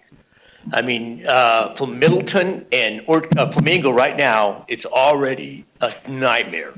And you're gonna add what, another 300 cars or vehicles to Flamingo? And you got the school down at the other end, it gets crowded in the afternoons and the mornings. I don't think they're addressing what the traffic is gonna be like. And like he says too, when you get out to Crotcher, they haven't even gotten the traffic from the apartments being built behind Mavericks. So that's gonna be a whole nother nightmare. I don't think they're looking at addressing any of those issues. That's really all, my concern is traffic and Flamingo. Yeah, Thank you. Thank you. Okay, yeah. Andrew Chamberlain, 11580 West Rupert Street. It's the community just north of what's being built. Would you be able to pull up the slide with the dog park real quick? I meant to stand up earlier with the apartments as well. He made a comment regarding the apartments, the high-density apartments, about the Clara as inspiration for their design. I used to live half a mile from the Clara, and I had lots of friends in the Clara. Everyone who lives there hates how it looks. So if you can encourage them to make it a little prettier, those high-density apartments, it'd be appreciated. It's just an eyesore. It's very blocky and boring.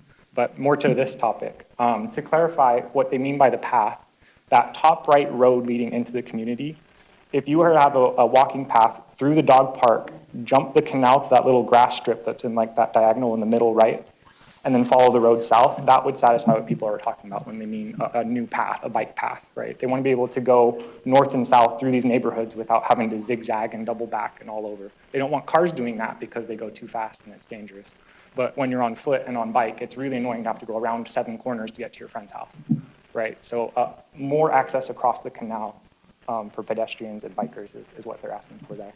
And then I guess my only other comments are, I'm confused on whether the townhomes are for purchase or for rent, but I would highly prefer if they were for purchase, because everyone that's renting a townhome just wishes they were paying a mortgage on it. I know because I was living in a townhome 2 years ago before I bought my home. When you're considering these high density options, townhomes people can buy is probably the #1 choice for the people buying, right? And it would get you closer to that number that you suggested. I can't remember who suggested it earlier.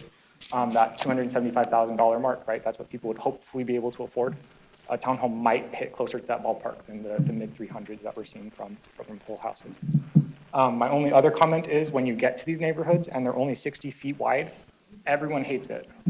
The number of people in my community that wanted to put an RV garage on the side of their house and couldn't is uncountable. People want to be able to park their boat or their trailer on the side of the house behind the fence because it complies with HOA.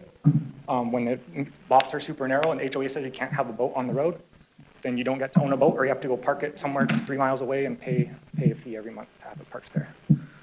So I would say in the future, a little more R7 zoning would be great, or just change the rules on R6 to say the lots have to be wide and not so deep, but let them be a little more than 60 feet wide, so people can have some side parking on their lots. So I think that's about all I have to say.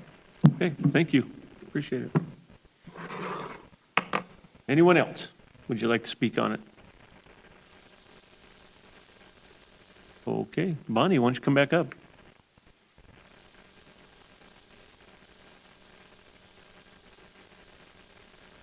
Thank you again, Vice Chairman and members of the commission, and thank you for the folks that showed up and stayed late tonight again. It's fun, isn't it? I sign up for this. No. But, I think so. I do hear your concerns about traffic. That was a large portion of our master plan community application and the approval process. We submitted a preliminary traffic impact study, and there were conditions along the way that we have to update that traffic impact study. How far out did it go? Can you go all the way to the To answer the gentleman in the audience's question, what was that scope? It was pretty extensive. I don't have a copy of it with me right now, but it was a pretty expanded view. We knew that this area was growing. We worked with staff to review and do a scoping document to make sure that we captured not just right at our project, but a little bit further out, and also to account for other growth that was happening. It's a fairly typical process that I think we may have even had ITD's input, or they had the opportunity to provide input on that. We're looking it up. Okay, thank you. And I believe it was mentioned in one of the conditions of approval that there's an update that's required for our project. So we're fully aware of that. And as we get further down the road, I think I can't remember if it's the certain number of lots or certificate of occupancies that trigger that, but that was all outlined in the previous approval for the master plan community. And of course, we're still in agreement with that. Let's see. Yeah, mostly traffic. That was a big one for folks last time as well. And then just the pathways throughout the community. We're developing the road standards. There are some sections. There was some question about detached sidewalks. In our preliminary plat documents, we're showing the typical street sections that we're proposing for this project. So there are some detached sidewalks in there to provide some green space. So, Bonnie, can you tell me, we have the detached sidewalks, is the parkway strip, is that part of the drainage? Are they going to be swales, or is there rolled curb and gutter? Vice Chairman, let me look that up. Mr. Chair, I can take that one. We no longer allow the swales. Okay, So perfect, there will be rolled curb and a flat landscape strip. perfect, thank you. Mr. Chair, I have a question too. The gentleman brought up that was during public testimony about the pathway through the tip of the dog park and just having maybe another crossing over that canal. Would that be I mean, it made sense to me what he was talking about, of just having another access point to cross that canal rather than just the one. I don't know if it's feasible or. The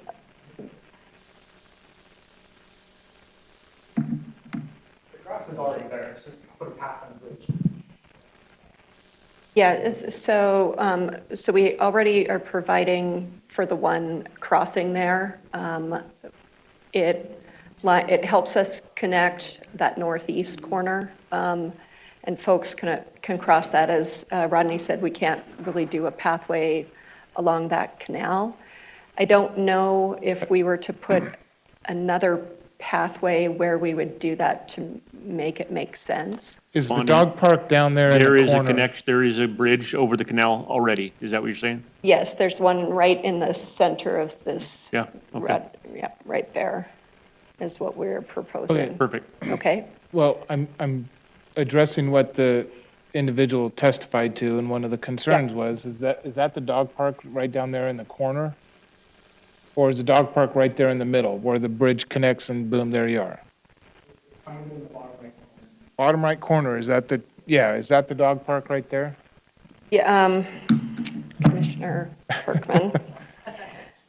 I want to pull up our landscape plan for that area. I think that's what the gentleman's referring to, is that area, and maybe having a bridge across at that point too, just a second access across. Mr. Vice Chair and Commissioners, ultimately, the irrigation district will determine what they allow there. They have reviewed the preliminary plat and did not didn't have an Okay. issue with what is being proposed. You know, it could be requested to add another one, but that doesn't obligate the No. irrigation district to allow it. They have reviewed what has been reviewed here and submitted and said that that's okay. There's no guarantee that they would allow for another one through there. Mr. Vice Chair and Commissioner Kirkman, in our original master plan community, we had not shown a connection there. Okay. So we're just staying consistent with what we And had that's great. previously. I'm not suggesting that there Yeah. should be one there. The gentleman brought it up Yeah. in testimony, and I just wanted to make sure that we addressed, that the I mean- applicant was addressing that concern. And if that's it, then I'm good with that too. Yeah, I mean, I can mention it to the team and they can take a look at, you know, maybe there's another area that has a bit more of a dog park or something in there. One of the things that we want to be careful about is that's a pinch point area that's can become an attractive nuisance at times. And so while it's accessible for the folks that are in the community, you kind of want to be careful about how inviting an area like that can be sometimes. So we designed it as a dog park. It'll be a nice amenity for the folks in our community, and especially on that side of the canal. They've got the pedestrian connection that gets them over to the larger amenities of our project. Very well. That's all I have. Just want to make sure his concern was addressed. All right, any additional questions for the applicant? You can't, you had your 3 minutes. Thank you, though. Appreciate it. Well, I'll ask it. Who decides whether or not the canals get buried? Is that you or the irrigation district? Vice Chairman, Commissioner Morgan, that would be the irrigation district. This was planned to be open and remain open. So there will be some fencing to secure that off, but it has to be outside of their right of, or easement, and so that they can operate effectively. And then the bridge will have safety, that stuff all incorporated and everything? Yes, yep, there will be standards that the city requires us to maintain for that in our design.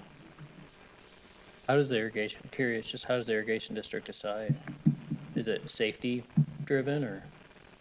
The irrigation districts, you know, it depends on the location, the volume, the size of the canal, whether or not they elect that they want to have them tiled or not. You know, I don't know all the things they consider, but those are some of the things they would consider as they look at these. Their maintenance access and ability, that type of stuff. They're set up to maintain ditches, not pipes. And so they, you know, that is, and the irrigation districts, railroad irrigation districts, God, that would be the hierarchy we're talking about here. So cities are down here. That makes sense. Thank you. Can I, just my last question of the night, and again, this is something that the gentleman just brought up during public testimony, is the width size of the lots, because that does make a lot of sense. If they were wider in the front and the ability to park an RV, it would seem like it would be more attractive to some buyers who would be able to park their RV on the side of the house. Is that a city compliance? You know what I'm saying. It's too late. I can't even think of it. Just read my mind, Rodney, what I'm trying to ask. Mr. Vice So Chairman, instead Commissioner of the Kirkman. depth, it's more wide, so is, Yeah, what we, you know, we develop projects all over the valley, obviously. And so folks that maybe don't have an RV or don't mind storing it off-site want something a little bit more compact, maybe a home that's more of a lock and leave type of situation, not a lot of yard maintenance. So in this master plan community, we were required to provide a variety of housing types and lot sizes. And so really that becomes a buyer's you know, decision. I know that I've done some other projects in the area for this developer that does have larger lots. It's dependent on the zoning and the location. This isn't that project, but it's one that will provide much-needed housing, hopefully more on the affordable end of the scale. Not everybody can afford to purchase or maintain a larger lot. So it's not necessarily a requirement that the dimensions are what they are, but it's more of just market-driven. Is this the product that the people have got? That is Thank you. correct. Rodney, go ahead. Yeah, Mr. Chair, just to add to that, we used to have no we used to have only a 5-foot setback in the rear yard, and that changed within the last couple of years because council felt like they really wanted 15 feet of landscaping in the back. And so that changes things a little bit because those scenarios where you want to go wider it now gets harder to meet the standards of maximum lot sizes sometimes if you go wider because you already have a deeper lot. So it's a little bit challenging. I've expressed that concern in the past, and I'll probably express it again. The lots are challenging. If you put a 20-foot setback in front and a 15-foot setback in the back, and you put your house in the middle there's only so much you can do and still meet the standard lot sizes. So it is tricky, and they are required to meet that standard. And so these do meet the standards in city code. There's your answer. Another consideration. That's all I had. Thanks. Okay, thank you. Any additional questions for? Mr. Chair, Oh, go ahead. another Sure. consideration as we look at those lot depths versus width, as the wider you make those lots, the less, as you make them less deep and wider, you end up having to install more roads. So your ability to optimize the layouts in that versus the development costs, so the costs that the lots will be, that can affect that as well. So they look at all those things as they're laying those out to make sure that they're being as efficient as possible to keep their costs down for those, and that obviously plays into the cost of the homes ultimately as well. Makes sense. Okay. Any additional questions for the applicant? Okay, thanks, Bonnie. Thank you very much for your time this evening. Good. Make a motion, we close, we haven't Nope, we haven't yet. You're good. You're good. You can go. It's been so long. Make a motion, we close public hearing. Okay, we have a motion by Kirkman to close the public hearing, seconded by Daffer. All those in favor? Aye. Aye. Okay. Motion carries. Deliberations? I'm all for it. Based off of all the requirements that we have, I think that it meets the two that Rodney laid out. I don't see any reason to turn it down. Yeah, not a whole lot of discretion in this one, huh? No, but I think it also is very responsive, right? So, where it backs up to that neighborhood, the lot sizes are very similar, and so I think that they've kept all that major density towards the center. I think it's really well thought out, so I think it's good. Great, then I'll make a motion, we approve the project as stated on the screen. Second.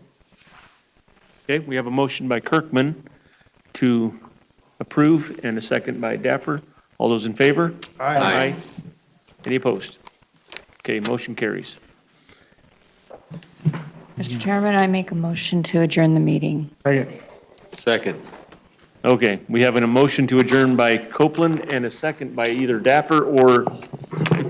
Who's Daffer? You got it first? All those in favor? Aye. Aye. Motion adjourned.